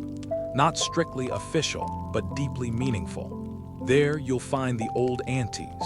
They'd probably roll their eyes at the title, quietly forming an unofficial alliance to protect the most vulnerable hives, especially after harsh seasons or if trickster animals prowl nearby. Their collective watchfulness is legendary, so much so that even the bravest child thinks twice before nabbing honey from their preferred hive. You notice, too, that while some worlds' apiary systems pit beekeepers against each other, imagine. Beekeeper Fight Club. Rule number 1, don't tell the queen here. Collaboration means knowledge is as freely traded as honey. Stories circulate about neighboring villages that occasionally convene for what you'd call a hive summit, a gathering where lessons, seeds, and news are swapped alongside laughs. Some records, mainstream if you trust the history books, actually mention regional honey festivals where multiple communities exchanged prized hives and debated whose bees produced the finest, silkiest honey. It's almost as if beekeeping here is the social media of its era. A bubbling network of likes, shares, and, occasionally, passive-aggressive shade cast beneath the acacia trees. Every so often, you hear a whisper about fringe groups who eschewed the big communal apiaries for isolated, wild hives, hermit-like beekeepers guarding their nectar as fiercely as a treasure hoard. Yet their stories always circle back to the mainstream. If a drought hit, even the loners found themselves drawn to the shared warmth of village stewardship. The line between independence and interdependence is as sticky as the honey itself. See that matriarch in the bright indigo scarf. She's orchestrating a round of songs before the evening harvest. Music, you recall, not only soothes the bees but binds the people. It feels more festival than farm chore. Under her direction, everyone's assigned a task. Some gather aromatic leaves to distract bees, others fan gentle smoke, and one unlucky soul gets to clean the honey pots. Cue gentle groan. An ancient problem few volunteers rush to solve. As dusk falls, honey jars are allotted according to each family's needs, not simply brute effort. So the mother of 5 gets her fill, and the old widower is sent home with a jar to sweeten his millet. There's even a debate among anthropologists, even now, about just how formalized these cooperative structures were. Were there written rules scratched in ochre on tablet-like stones, or just understanding woven into stories and song? Or did those flamboyant feather markers on the hives actually count as analog Excel spreadsheets? The truth seems to slip through your fingers like honey, somewhere between the everyday and the extraordinary. You take in the sights and sounds, the shouts, the droning bees, the laughter, and realize the village is, in its own way, a living hive. Cooperation is not portrayed as utopian, but as necessity honed by tradition, hardship, and the constant dance with unpredictable nature. Over time, these collective efforts created not only a reliable harvest but a sense of intergenerational pride. And even, yes, a little healthy competition to keep everyone honest. At the final sweep of the day, as jars are, you listen to the night outside your hut, the steady humming of bees folded into the landscape, and you remember the stories, strange, lyrical, half-whispered by elders and spun out under thorn trees as dusk surrenders to firelight. These tales, you quickly learn, are not just campfire ornaments. In ancient Africa, myth and taboo buoy the delicate contract between human and honeybee, channeling awe with firm boundaries and the odd magical flourish. And sure, the stories might sometimes veer into the wildly imaginative, as if a bee can actually predict a drought by sneezing over the river. But you'd be surprised how much power a fable can wield in shaping careful, respectful hands dot from your earliest memories. Bees were dancers woven into legend. Among the Yoruba, for instance, there's a tale told of how the Orisha Ashun, the river goddess of love and fertility, sent a swarm of honeybees to convince the mightier gods to bring rain. You shiver at the thought, imagining the gods debating cloud policy while sidestepping a tiny but determined army. The message is impossible to ignore. In nature, size matters less than purpose. Bees become markers of divine will, and you, the would-be beekeeper, become a character in an old story, whether you like it or not. If you find yourself tempted to sneak into a neighbor's apiary at midnight and pilfer honey, because honestly, who hasn't considered a little forbidden snacking? Think again. In many regions, bees are considered spiritual sentinels, watching with compound eyes that pierce the darkness and report back to village ancestors. Transgress against the bees, and you might invite not only stings but misfortune, bad harvests, lost cattle, strange and uncanny illness that modern doctors would dismiss with a shrug, but which your grandmother attributes to a particularly annoyed old bee queen. Yes, even your livestock is roped into these stories. Some taboos are as practical as they are bizarre. Picture yourself standing at the edge of a Cameroon forest, collecting water for a smoky evening, when you recall the stern warning, never point at a beehive. Why? Well, as the story goes, pointing draws the spirit of envy and draws misfortune to the bees. Say goodbye to honey if you dare. Historians still argue whether this taboo sprang up because pointing might startle the bees and provoke a swarm, or whether it simply reflects local superstition's tendency to make anyone look silly for gesturing in the wrong direction. Either way, even now you catch yourself tucking hands behind your back. Just in case. In Ethiopia, you stumble on a peculiar legend in Gondar's highlands. Bees will only thrive for a righteous beekeeper. Should a beekeeper stray from the path of truth, it's said that the bees will abscond, all of them, in a single, dramatic exit. Imagine waking up to find your hive empty, your honey gone, all because you gossiped a little too freely at the last communal well gathering. The implication couldn't be clearer. Your private morals have a public impact, and these stinging insects will be the first to judge. But as you lie back and squint at smoke curling toward the Milky Way, you hear more playful tales. In southern Mozambique, an odd story floats about. A honey-guide bird leads honey-hungry humans to wild hives, provided you promise to share the spoils. Should you forget your manners, the next time the bird leads you, it's not to honey, it's to a nest of biting ants. Sarcastic, right? Bees don't only get you with stingers, other animals get in on the mischief too. If revenge is a dish best served cold, a mouthful of ants is a surprising side. The intersection of myth and taboo runs deeper when it comes to who can keep the bees.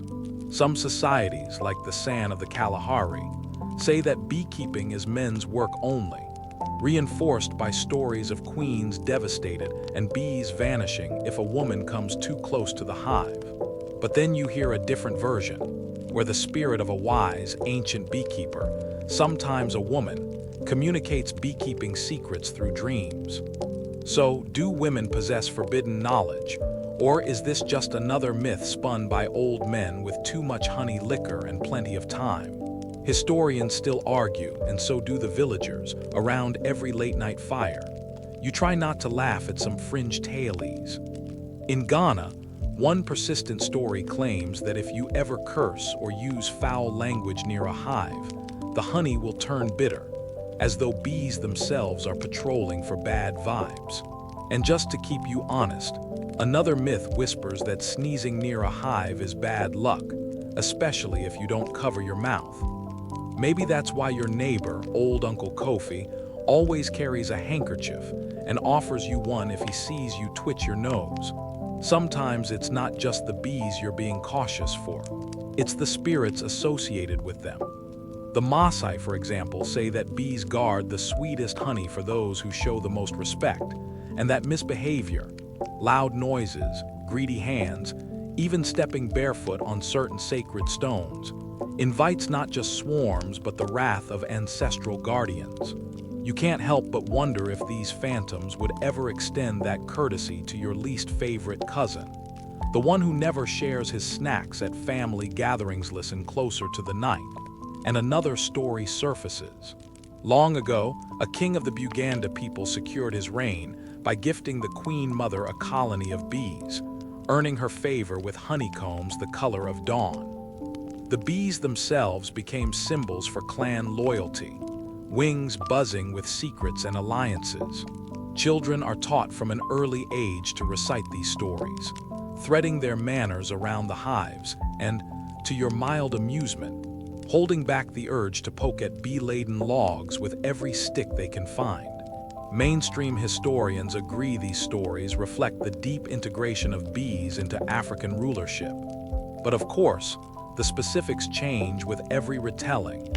Amidst all these tall tales, there's often a strong undercurrent of humor, something you quickly come to appreciate. Beekeepers sometimes call misbehaving bees stingy in the literal sense, with the punchline always that even bees believe in fair trade. Share the honey, avoid the ouch. One fringe tidbit you overhear at a market claims that some hives will simply refuse to produce honey if you insult them.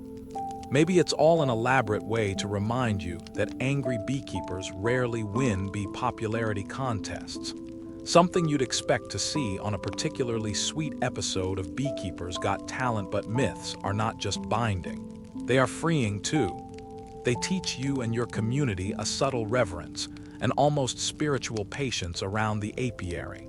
This isn't a world where you barge in wielding smoke and force. Instead, you learn from the stories. Never harvest honey on certain days, approach with soft voices, sing softly if you must. The idea lingers that bees can listen, that they might hum along with your song or bristle at a sour note.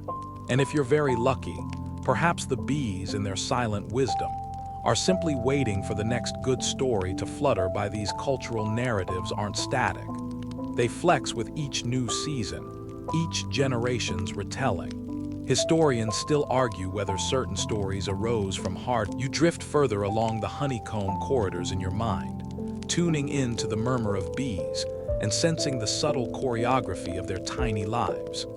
Out here, far from grocery aisles lined with neon-branded honey bears, you're handed the keys to a world where gentle, natural methods reign over brute force chemical warfare. The ancient African beekeepers, whose sun-warmed limbs and wide grins you can only imagine, knew a thing or two about keeping their fuzzy tenants peaceful, disease-free, and blissfully unaware of what a pesticide even was. For these beekeepers, the secret to harmony wasn't a secret at all. It was the patient art of watching, listening and turning to the land for solutions. You can almost hear the crickets and low, melodic chants echoing across the dusk as elders gather at the apiary's edge to trade tales and wisdom. If you want busy bees, let the wildflowers sing. So, you walk with them, examining hives woven from split cane and hollowed-out logs, monitoring the health of buzzing residents not by weight on a spreadsheet, but by shifting tones, waxen luster, and the complicated geometry of drone flight. Disease, pest, and predator weren't abstractions, they were daily occurrences. No matter your anxious modern metaphor for infestation, bed bugs, pop quizzes, or pop-up ads, it all comes down to one truth. Sometimes guests stay that weren't invited. But how do you send them packing ancient style? Here, chemical sprays and plastic-coated traps don't exist. Instead, you reach down for a handful of sun-bleached ash. This is no ordinary fireplace sweepings. You know, just as those beekeepers did, that ash from certain hardwoods, think even venerated acacia, disrupts the advance of tiny ants marching toward the hives. You ring the base of each stand with a mote of powdery gray, a minimalist security system, all the while marveling that historians still argue whether the use of ash originated with forest tribes or camel-herding desert clans. Either way, the ants get the message. Delicate paws don't much care for chemical-free but utterly unwelcoming terrain gaze up into the branches overhead. There's another answer up there, hidden among thorny nests and whispering fronds. African beekeepers often strung their hives high in trees, not just to keep bears away, which, let's be honest, is a North American problem, but to foil honey badgers, those honey-crazed burrowers with a reputation for stubbornness, matched only by toddlers denied snacks. In some regions, tradition says you sing to these animals, warning of the buzzing wrath above. In others, you merely reposition the hive, sometimes several times in a season, daring the pests to keep up. Is it efficient? Maybe, maybe not. But you can't deny the image of a watchful grandmother perched atop a sturdy branch, issuing musical curses at nocturnal visitors, is legendary turn now toward the hive itself. Open it, gently, always gently. You note that the combs are robust, brood patterns tidy, honey gold and clear as desert sunlight. But oh no, spotty larvae and white, wriggling dots betray the presence of wax moths. Despair not. You consult the wisdom passed down from countless seasons. Pests dislike disruption. So you rotate combs, cull the oldest, and sometimes, this is quirky, pluck out pest-infested frames and sacrifice them in a controlled fire, sending a curl of smoke curling skyward as a signal. Not today, moths. Not today. Your sleeves brush the fragrant boughs of wild thyme and acacia as you move among the hives, noting which herbs flourish nearest the entrances.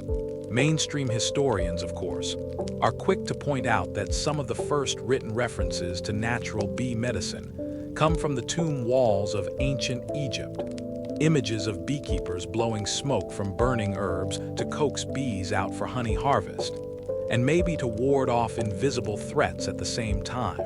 In Zimbabwe or along the Ethiopian highlands, you scatter leaves of plants like neem and the pungent basil, which not only make your apiary smell like an apothecary, but are said to deter pests and even some pathogens. Some modern researchers are skeptical. They point to gaps in the archaeological record, suggesting that all these fragrant games might be myth.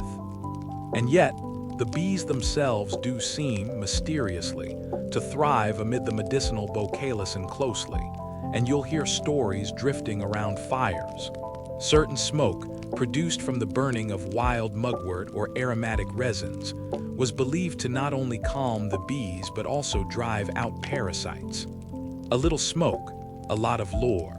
You might joke that, if incense could keep the common cold at bay, you'd have stockpiled more Palo Santo in your medicine cabinet. These remedies are not magic, but folk medicine forged by practical experiment. Try, observe, try again. Balance is everything. Let your eyes wander to how hives breach the line between wild and tended. African beekeepers were, and still are, experts in timing, removing old combs, encouraging breeding at the healthiest times of the year, harvesting honey only when surplus abounds. You sense that the less the bees are disturbed, the less likely disease is to take root in frazzled colonies. Think of it as the don't poke the bear principle. But with more wings and less grisly, one mainstream historical fact is that the honeybee disease known as foul brood, yes, exactly as pleasant as it sounds, was managed by culling infected combs and relocating entire colonies to fresh, clean hives constructed from untainted materials. This practice, described by some scholars in oral histories stretching down dozens of generations, demonstrates a canny understanding of disease cycles, far removed from anything resembling a pharmaceutical ad. Some anthropologists are still debating whether these comb rotations were practiced universally, or only in areas where beekeeping was deeply woven into ritual life. Either way, it's a case study in the old adage that an ounce of prevention is worth a pound of cure. And hey, a little elbow grease saves a lot of bee grief. You squat near a hive, and a child sidles up, eyes wide with curiosity and maybe a little hunger for comb honey. "How do you stop beetles?" she asks. You grin, remembering a quirky trick heard from the old-timers: pitfall traps. Carved out of coconut shells or broken calabash, filled with a little honey and buried just below the hive, these ancient traps lure beetles in with sweet promises, then strand them for easy disposal. It's ingenious, slightly cruel, and entirely free of synthetic toxins. The island getaway none of the beetles return from. Your fingers trace runes in the dust, thinking of ancient apiaries clustered beside rivers or built into caves. Humidity control, you recall, is crucial. In especially damp seasons, some beekeepers would open hive entrances wider or prop roofs with stones, encouraging airflow and reducing mold. You wonder, a little sarcastically, whether this beats arguing with your dehumidifier every summer. Maybe so. Not to be forgotten are the flocking birds and wandering lizards that crisscross the landscape, natural allies in the endless battle against bee pests. If you look up late enough in the evening, you might see the flash of a bead or bird swooping low. Or, if you're super unlucky, the silhouette of a chicken with a surprising palate for waxworms, whose presence sparks a running debate among historians about the risks and rewards of livestock and bees. Sharing one square of the family homestead disease prevention went beyond pest control. Ancient African beekeepers also believed in the strength of the bee colony, the superorganism. Carefully selected queen bees were prized, not just for fertility, but resistance to illness. Rituals of queen marking, fostered by intricate stick-and mud thrones within the hive structure, ensured that sickly queens were replaced quietly, efficiently, without much ceremony. Unless you count the impromptu gossip of the bees themselves. Now, let's pause, sleepily, gently, and note that none of these practices are foolproof. Historians still debate whether certain unmistakable signs of disease were diagnosed correctly, or simply misattributed to angry weather spirits or the wrong phase of the moon. But what's clear is this: ancient African beekeepers, with their wry smiles and pragmatic routines, and occasional superstition, learned that peacefulness in the apiary depended on more than brute force.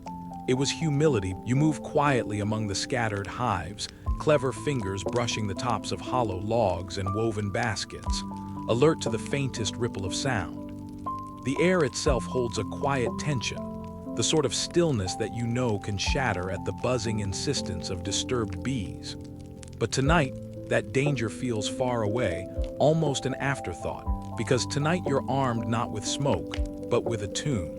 Picture it, all around you, broad African savanna stretching beneath a velvet sky, your feet softly shifting in soil warm from the long day, and in your hands a flute, or perhaps just your voice, humming the sort of calming refrain that, if you trust tradition, the bees themselves find soothing.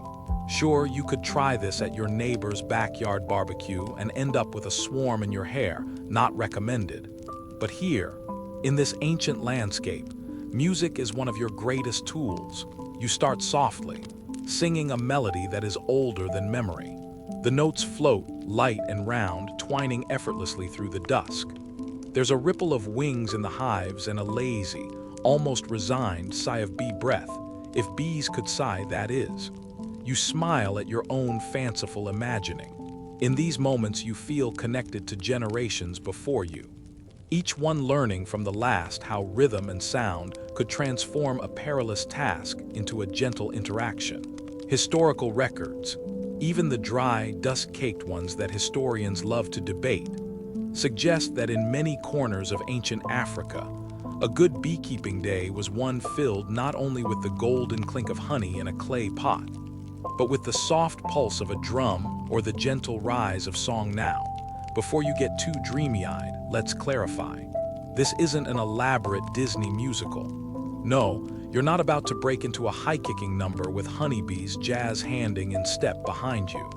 But in this world, music is practical magic. The rhythm carried by your feet, the lilt of your melody, signals to both your coworkers and the bees that it's business as usual. No sudden moves, no rash surprises, no aggression, just steady, familiar sounds. Mainstream beekeeping books might politely ignore or quietly dismiss the idea that bees appreciate music. But here's the fact. Historical studies show that people across West Africa, East Africa, and the Sahel composed and performed specific bee songs.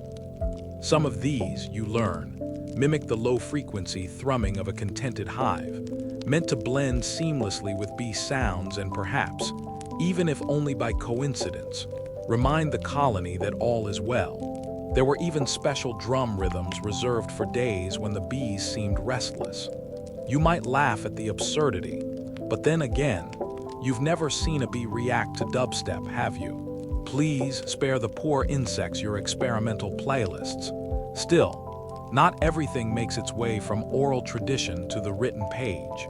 The real gold lies in the lived experience, the small quirks passed down through grandmothers and old village hands, who might tell you that the difference between getting stung and going home with honey is as simple as whether you remember to sing the right song. And yes, some of those melodies remain a closely guarded family secret. Ever tried learning an ancient tune from a beekeeper with only 2 teeth and a taste for practical jokes? Let's just say, you're never sure if you're being taught the next apiary classic, or the bee equivalent of rickrolling you step closer now, feeling the hive's gentle vibration through your bare feet. It's no accident, historians remind you, that so much of African music is deeply rooted in rhythm, in the subtle interplay between heartbeats and hand beats. Many anthropologists have written about beekeepers who talked to their hives through drumming, or who established a routine with call-and-response songs that signaled the bees to expect mild, unhurried contact. Skeptical modern scientists sometimes pronounce it all coincidence.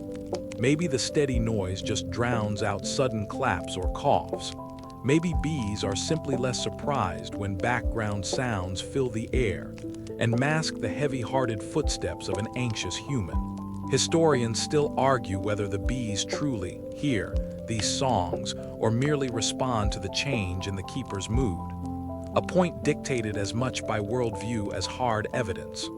All you know, as you hum along, is that there is something deeply comforting about the layers of sound. Even when it is only your own heartbeat joined by the collective drone, you feel part of a tradition, weaving harmony between species. Sometimes it's low and almost percussive, like the boom of a hollowed calabash. Other evenings, when the moon hangs fat and warm, you whisper the tuneless chants your ancestors swore by. Odd, loping refrains that defy Western notation, but feel as natural as breath. You let yourself imagine what it's like to be a bee hearing this music. Does the hive vibrate with the pleasure of the song? Or are you simply providing a distraction from the more ominous signs of honey robbery? Some traditions hold that the right sound can disarm a bee's anger, transforming you from intruder to gentle visitor. There's the story, half remembered, of a blind drummer in northern Nigeria who could harvest wild honey simply by tapping out the correct rhythm on the trunk of a baobab. Did the bees love the rhythm, or did they secretly wish the old man would invest in some noise-canceling headphones?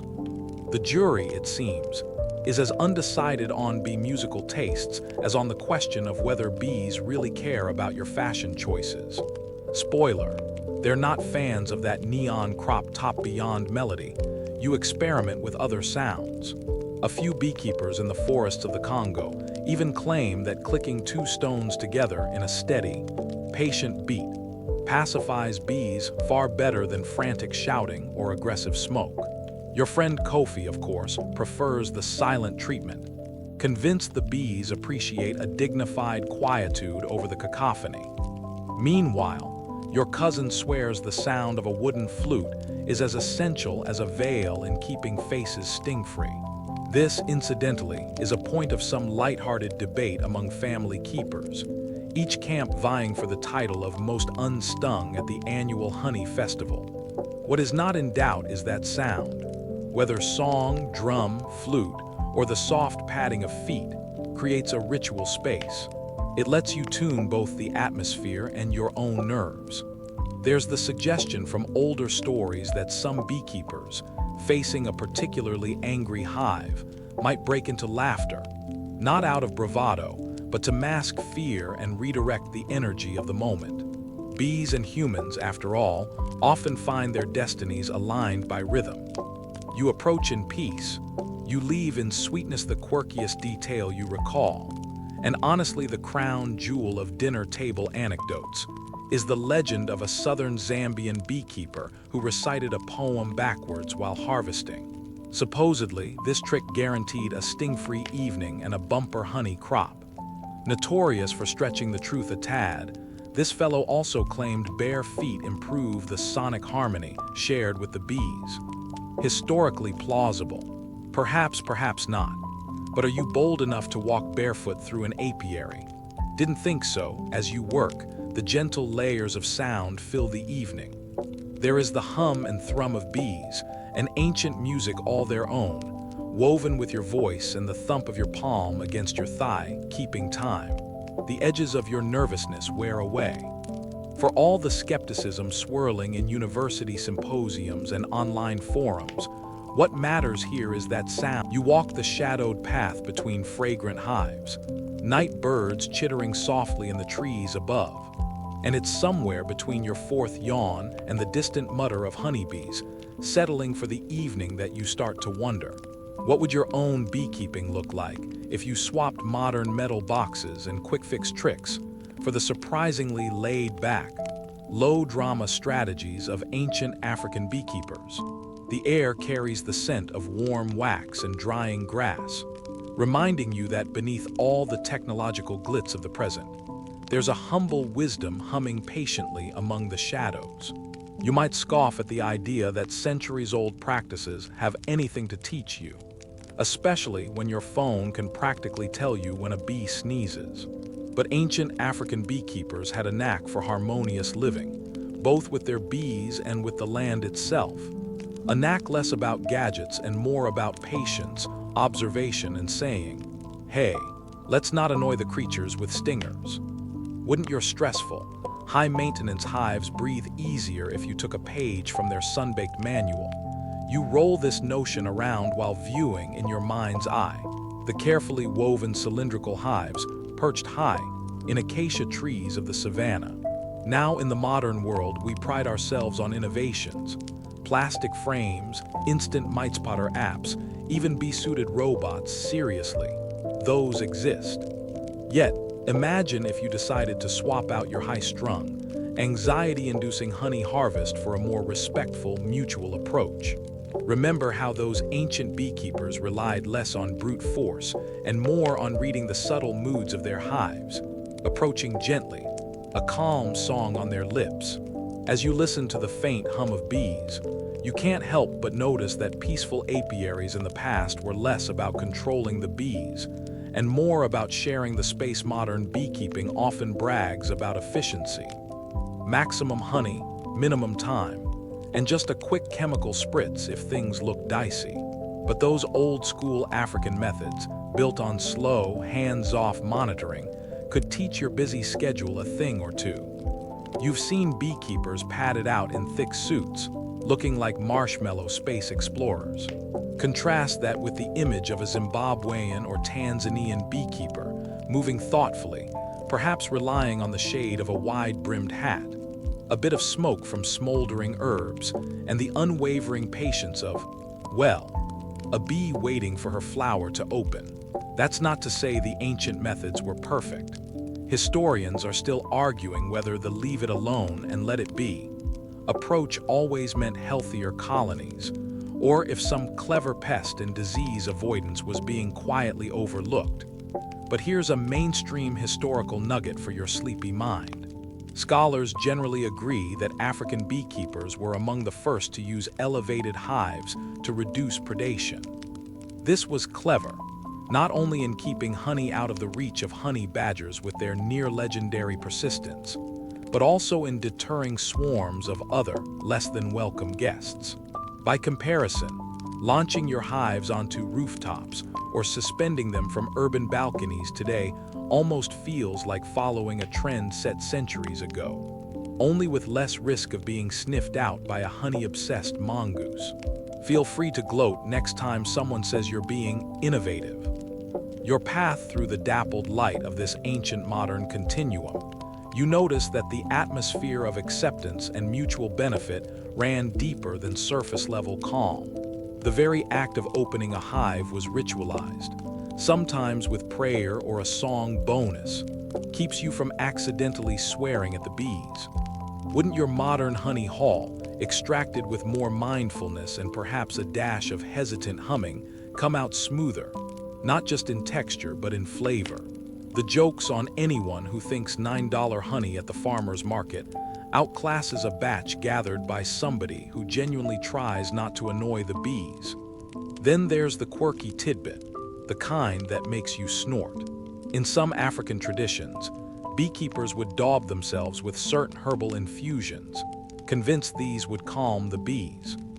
While you're unlikely to see your local apiary club dipping into batches of mashed wild basil before inspections, you might find that planting calming herbs near your hives, or even brewing a nervous beekeeper's tea for yourself, pays subtle dividends.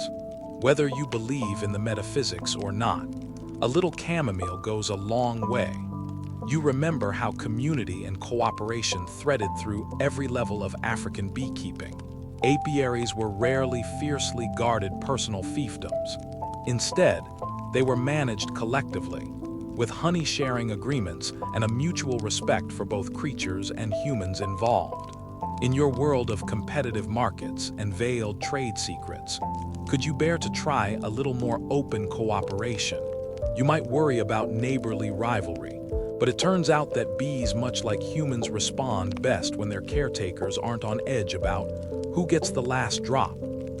Modern scientific studies increasingly highlight that stress, whether from hasty management or competitive sniping, can negatively affect both bee health and honey yields.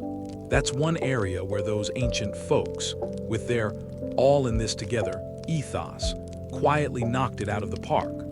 All this isn't to say every ancient practice translates directly into your glossy, catalog-perfect hive boxes. You're not likely to swap your Langstroth frames for bark strips and mud composites, even if the bees might secretly prefer them. But reflecting on beekeeping as a conversation, not a conquest, invites you to slow down, observe, and adapt. Next time your bees seem agitated, ask yourself if you're rushing, or if you could use a little smoke, of the herbal variety, that is, not the accidentally set your bee suit on fire variety. Don't worry, it's happened to the best of us. Somewhere in the intersection of ancient and modern, you notice that knowledge has always walked hand in hand with humility. African beekeepers developed their craft over generations of careful experiment and observation, and their gentle, cumulative wisdom is still echoed today in the push for organic practices and pollinator-friendly planting. Historians love a good squabble about whether this gentle approach always worked. Some argue that a hidden toll of disease or predation lingers unaddressed in historical records, while others point to the remarkable longevity of traditional beekeeping landscapes. Still, as you taste your latest harvest, you realize that success isn't measured just in pounds of honey, but in the ongoing, peaceful rhythm of hive and keeper. Let's not forget the stories, the legends, and yes, the memes history could never have predicted. Ancient African myths about bees carried messages of peace, humility, and gratitude, qualities you can slyly slide into your next Instagram #beekeeper post without anyone suspecting you've gone full philosopher. Imagine captioning your next honeycomb photo with, "Approaching with patience, the bees responded in kind, no stings necessary." Somewhere, an old Maasai beekeeper is rolling their eyes, probably thinking, "Finally, you get it." While your modern beekeeping occasionally dips a toe into the world of flashy gadgets and smart monitoring apps, the lessons from African antiquity invite a more serene embrace, a sense that real progress might mean less rush, less stress, and a lot more trust, both in the bees and in your own powers of observation. When you remember that, for generations, calm hands and open hearts built impossible peace with millions of tiny, potentially testy insects, you realize you don't need a high-tech solution to every fretful hive.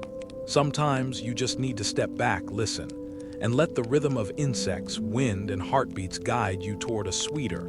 Now you find yourself feeling the slow, ancient rhythm of African beekeeping. But you also sense, as the breeze shifts, that rhythm is not fixed.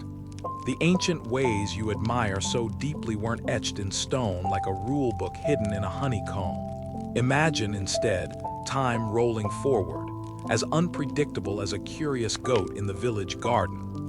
Every change in environment, every flicker of climate, every sudden new neighbor, either animal or human, nudged those original peaceful practices to evolve. Sometimes gracefully, sometimes messily.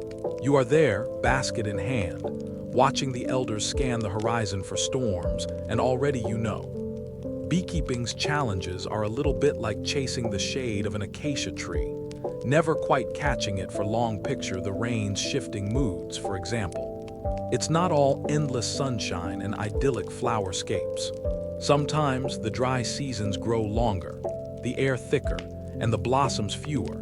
So the beekeepers have to squint up at the sky and ask themselves if their old ways still fit this new, parched reality. You can nearly see yourself puzzled at how the bees respond. Once, they'd swarm predictably with the rains, but as rivers shrink and acacias flower out of time, even the honey harvest dances to a spikier beat. And so, with a sigh, you and your fellow keepers learn to stagger your activity. Maybe you move hives closer to perennial water sources now, or you cluster them in smaller groups, hoping cooler shadows mean less evaporated nectar.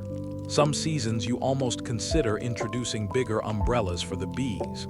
Now there's a quirky adaptation historians don't mention, except perhaps as a joke over calabash mugs late at night.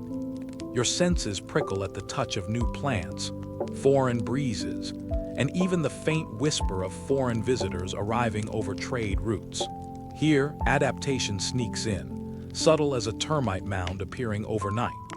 As Arab merchants meander through your savanna or European colonials show curious interest in the gold sweetness you tend, you notice a trade in seed pods, new flowers, and the odd attempt at modern hives popping up like awkward guests at a masquerade. Are they better? A few elders grumble, harumphing at strange materials, while young beekeepers poke and prod at novel designs, quietly amused when a proud new box collapses in the rainy season, sending both bees and keepers scurrying. It's this slow, wobbly blending of old and new that flavors your days. And yet, Some aspects of ancient adaptation you handle with outright aplomb. Say there's a sudden upsurge in insect thieves, those irrepressible honey badgers or crafty ants, who seem to have raided the latest batch of hives. You remember the ingenious practice of suspending hives from branches, out of animal reach, and you feel a little smug at how this simple fix still frustrates critters centuries later. Sure, you may need to shift the rope each year as trees grow, or swap in thornier tree species as protective hosts, especially as overgrazing changes the available landscape. Community stories drift around the fire about a legendary beekeeper who once tried posting a guard chicken. Historians still argue whether the chicken ever actually scared anything but itself. Not all adaptations are about critters and climate, though. Sometimes, communal shifts roll through like the distant roar of wildebeest migrations. Population rises, new settlements encroach, and traditional territories shrink. Once, you strolled for hours unchecked between sites. But now, you have to negotiate, plan, maybe even set up community days to ensure everyone can place their hives without starting a feud that would reverberate for generations.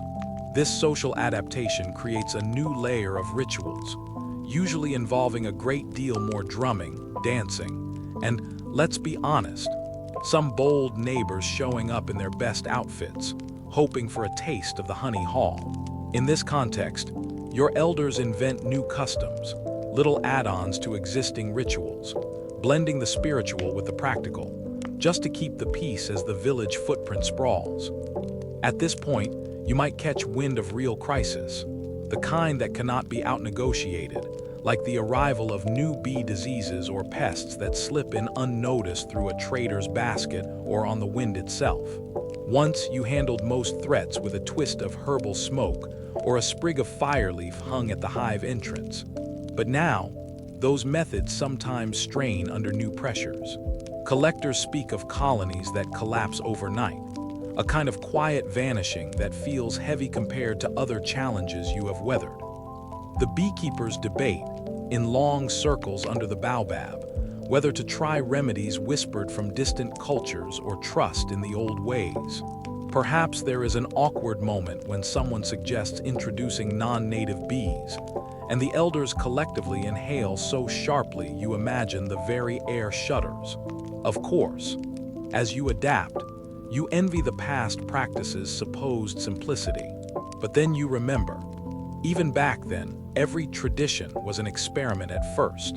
A wild-eyed keeper tweaking the size of a log hive, a clever grandmother lacing new leaves for extra insulation, a soft-spoken teenager teaching bees to ignore the rattle of the newly planted sorghum field. Many methods you now think of as ancient were contemporary breakthroughs in their time.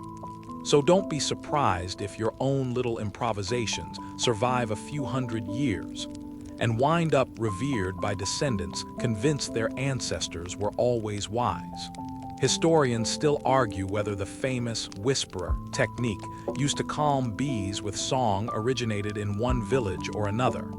You feel, too, how ancient beekeepers positioned themselves in the broader landscape.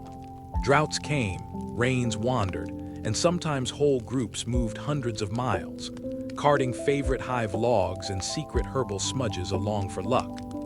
New environments meant discovering which trees flowered at what time, which local predators slipped a paw into hives, and which neighbors took to bees as enthusiastically as an elephant splashing at dawn. Sometimes not at all. A historian might argue that beekeeping served as both a reason to stay put and a nimble reason to move, balancing the urge for rooted tradition with the need for flexible change. You ponder how social networks morphed. Maybe once the village shared all honey, but new property boundaries or taxes, thanks, passing kingdom or soon to invade colonial power, change the rules. Strategies become more cunning. Hives might get hidden deeper in forests, painted with camouflaging muds, or marked by symbols only insiders understand. There's even the whispered story of a beekeeper who painted, "Do not touch," angry spirits on his hives in several dialects, which worked well until visiting traders took it as an invitation to investigate. Nobody got stung, but a lot of untranslatable gestures ensued. You see how adaptation sometimes requires humor more than wisdom. One mainstream truth anchors your busy mind. Ancient Egyptians, for instance, famously boated hives up and down the Nile to follow the flowering seasons. A kind of massive mobile beekeeping before mobile meant an app or a phone you misplaced in a clover patch. This was dynamic adaptation at a scale most of your neighbors wouldn't attempt, but it reminds you there's no one-size-fits-all solution. With every challenge, you wrinkle your nose at new scents. Smoke drifting from a different herb, honey tinged subtly by an unfamiliar flower, the odd sticky mess when a new hive design leaks at all the wrong angles. You accept that sometimes, despite decades of custom, you must yield to the inventiveness bred out of pure necessity. Your skills become a gentle blend of memory and innovation. And though it's tempting to claim all ancient things are unchanging, you know the true secret, just like any good beekeeper, that each peaceful moment depends on 1,000 small experiments, some failures, plenty of laughter, and at least one moment when you have to shoo a goat away from chewing your hive. Again, even now, you can imagine the future keepers, looking back, wondering whether your generation made wise choices or comedic blunders with these adaptations. Historians, and let's be honest, probably your nosy great-niece, will argue about whether moving the hives to the shade or painting them blue to scare inquisitive monkeys. You continue through this gentle haze, tracing the lingering footprints of Africa's ancient beekeepers into the soft loam of today's world. As you move, you notice that the things you learned from these early apiarists haven't faded away. Rather, they somehow shimmer at the edges of modern fields and city gardens, stubbornly refusing to be upstaged by plastic hives and mass-produced smoke canisters. It's oddly comforting, isn't it? Despite all the GPS trackers, barcode-tagged queens, and drone footage, those timeless principles, patience, respect, harmony, still buzz right beneath humanity's fingertips, like a low and familiar hum carried on the wind. So here you are, padding quietly past a cluster of colorful hives set under acacia trees, noting how some community beekeepers in Kenya, yes, today, still prefer log hives strung high in the trees, just as their ancestors did, and how in Tanzania, some rural families fill their kitchen gardens with sunflowers, basil, and wildflowers, not unlike the early plantings used to coax bees closer and keep them content, even if the internet tells them they could buy imported bee colonies or ultra-modern boxes. These keepers know that calm bees, tended well, matter more than flash or scale. Harmony, after all, is hard to automate. It's almost funny. Modern scientists now tell you that stress hormones in bees, like human stress, can ripple through a whole colony, causing chaos. Yet the old ways already forged these remedies. Take, for example, the tradition of whispering or even singing to the hives, sometimes a gently off-key rendition, perhaps, each sound wave vibrating softly through bark and honeycomb.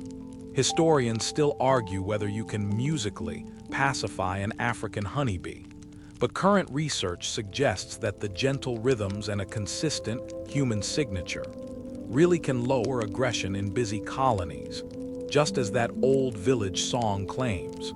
So next time you want to calm a swarm, maybe forget the YouTube how-tos and just hum them a lullaby. It couldn't hurt more than your last karaoke night you spot a modern urban beekeeper in South Africa, setting up her rooftop apiary, a patchwork of timber and wildflowers wedged between concrete and glass. She wears jeans, not leather thongs, and her smoker runs on coconut husks instead of dried elephant grass. But she still kneels before the hive exactly the way the elders in Ethiopia taught. Unhurried, respectful, every movement deliberate as if she's asking permission to stay. She remembers, knowingly or otherwise, the old taboos. Don't open a hive without first greeting the bees. Don't interfere on holy days. Don't snatch all the honey lest misfortune follow. Say what you will about superstition, but it has a sneaky way of enforcing compassion and self-restraint, even in an age when rules are usually made to be clicked past. Sometimes, you stumble across a Mayan bee goddess etched into a calendar, and there's this almost smug grin on her face, as if she knows her African counterparts sent every bee-loving human a secret wisdom through time. Open the hive gently, plant for tomorrow, share the bounty. Somehow those myths, stories, and tales of sacred bee spirits laced through African villages still shape legal codes or best practices, quietly nudging beekeepers across continents to adopt pollinator-friendly gardens, to share wild honey at festivals, to run workshops on living with bees instead of waging war against them. Speaking of ancient wisdom, now comes the part where you laugh softly at something seriously quirky, something historians sheepishly debate every conference: the use of fermented honey mead as a tool for, shall we say, diplomatic peacekeeping among ancient African tribes.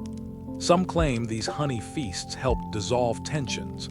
Others argue they just led to legendary hangovers, the kind that leave your head thrumming louder than an angry bee swarm. But whether the mead resolved disputes or just fueled more poetic beekeeping laments is up for grabs.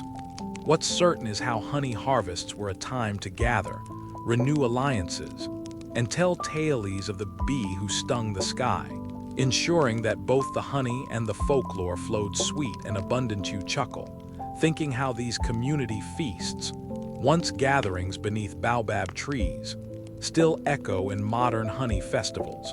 Only now they come with music stages, pop-up boutiques, and slogans about supporting local pollinators. But dig down past the Instagram hashtags, and it's the same heartbeat: stewardship, gratitude, communal celebration, reverence for a tiny creature doing massive work. Maybe that's the biggest joke of all, that for all your cleverness and innovation, a 10,000-year-old strategy remains the gold standard for keeping bees and people at peace. Along the way, you notice something even the sharpest algorithms miss: the way cross-generational storytelling keeps these peaceful principles alive. A grandmother in Ghana winks as she tells her grandson not to ever swat a bee. She carries the news between the spirits and the leaves. A 5-year-old in Nigeria learns to spot a wild swarm and giggle at the sight, counting the bees like blessings. Each lesson, whether spoken in whispers or preserved in song, teaches not only how to keep a hive calm, but how to respect the unpredictable wildness pulsing in every inch of the landscape, from tangled mangroves to scrubby desert margins. You also recall, legend has it, how if you dare to harvest honey without leaving a share for the bees, or for the village elders, for that matter, your luck turns sour faster than a forgotten jar at the back of your fridge.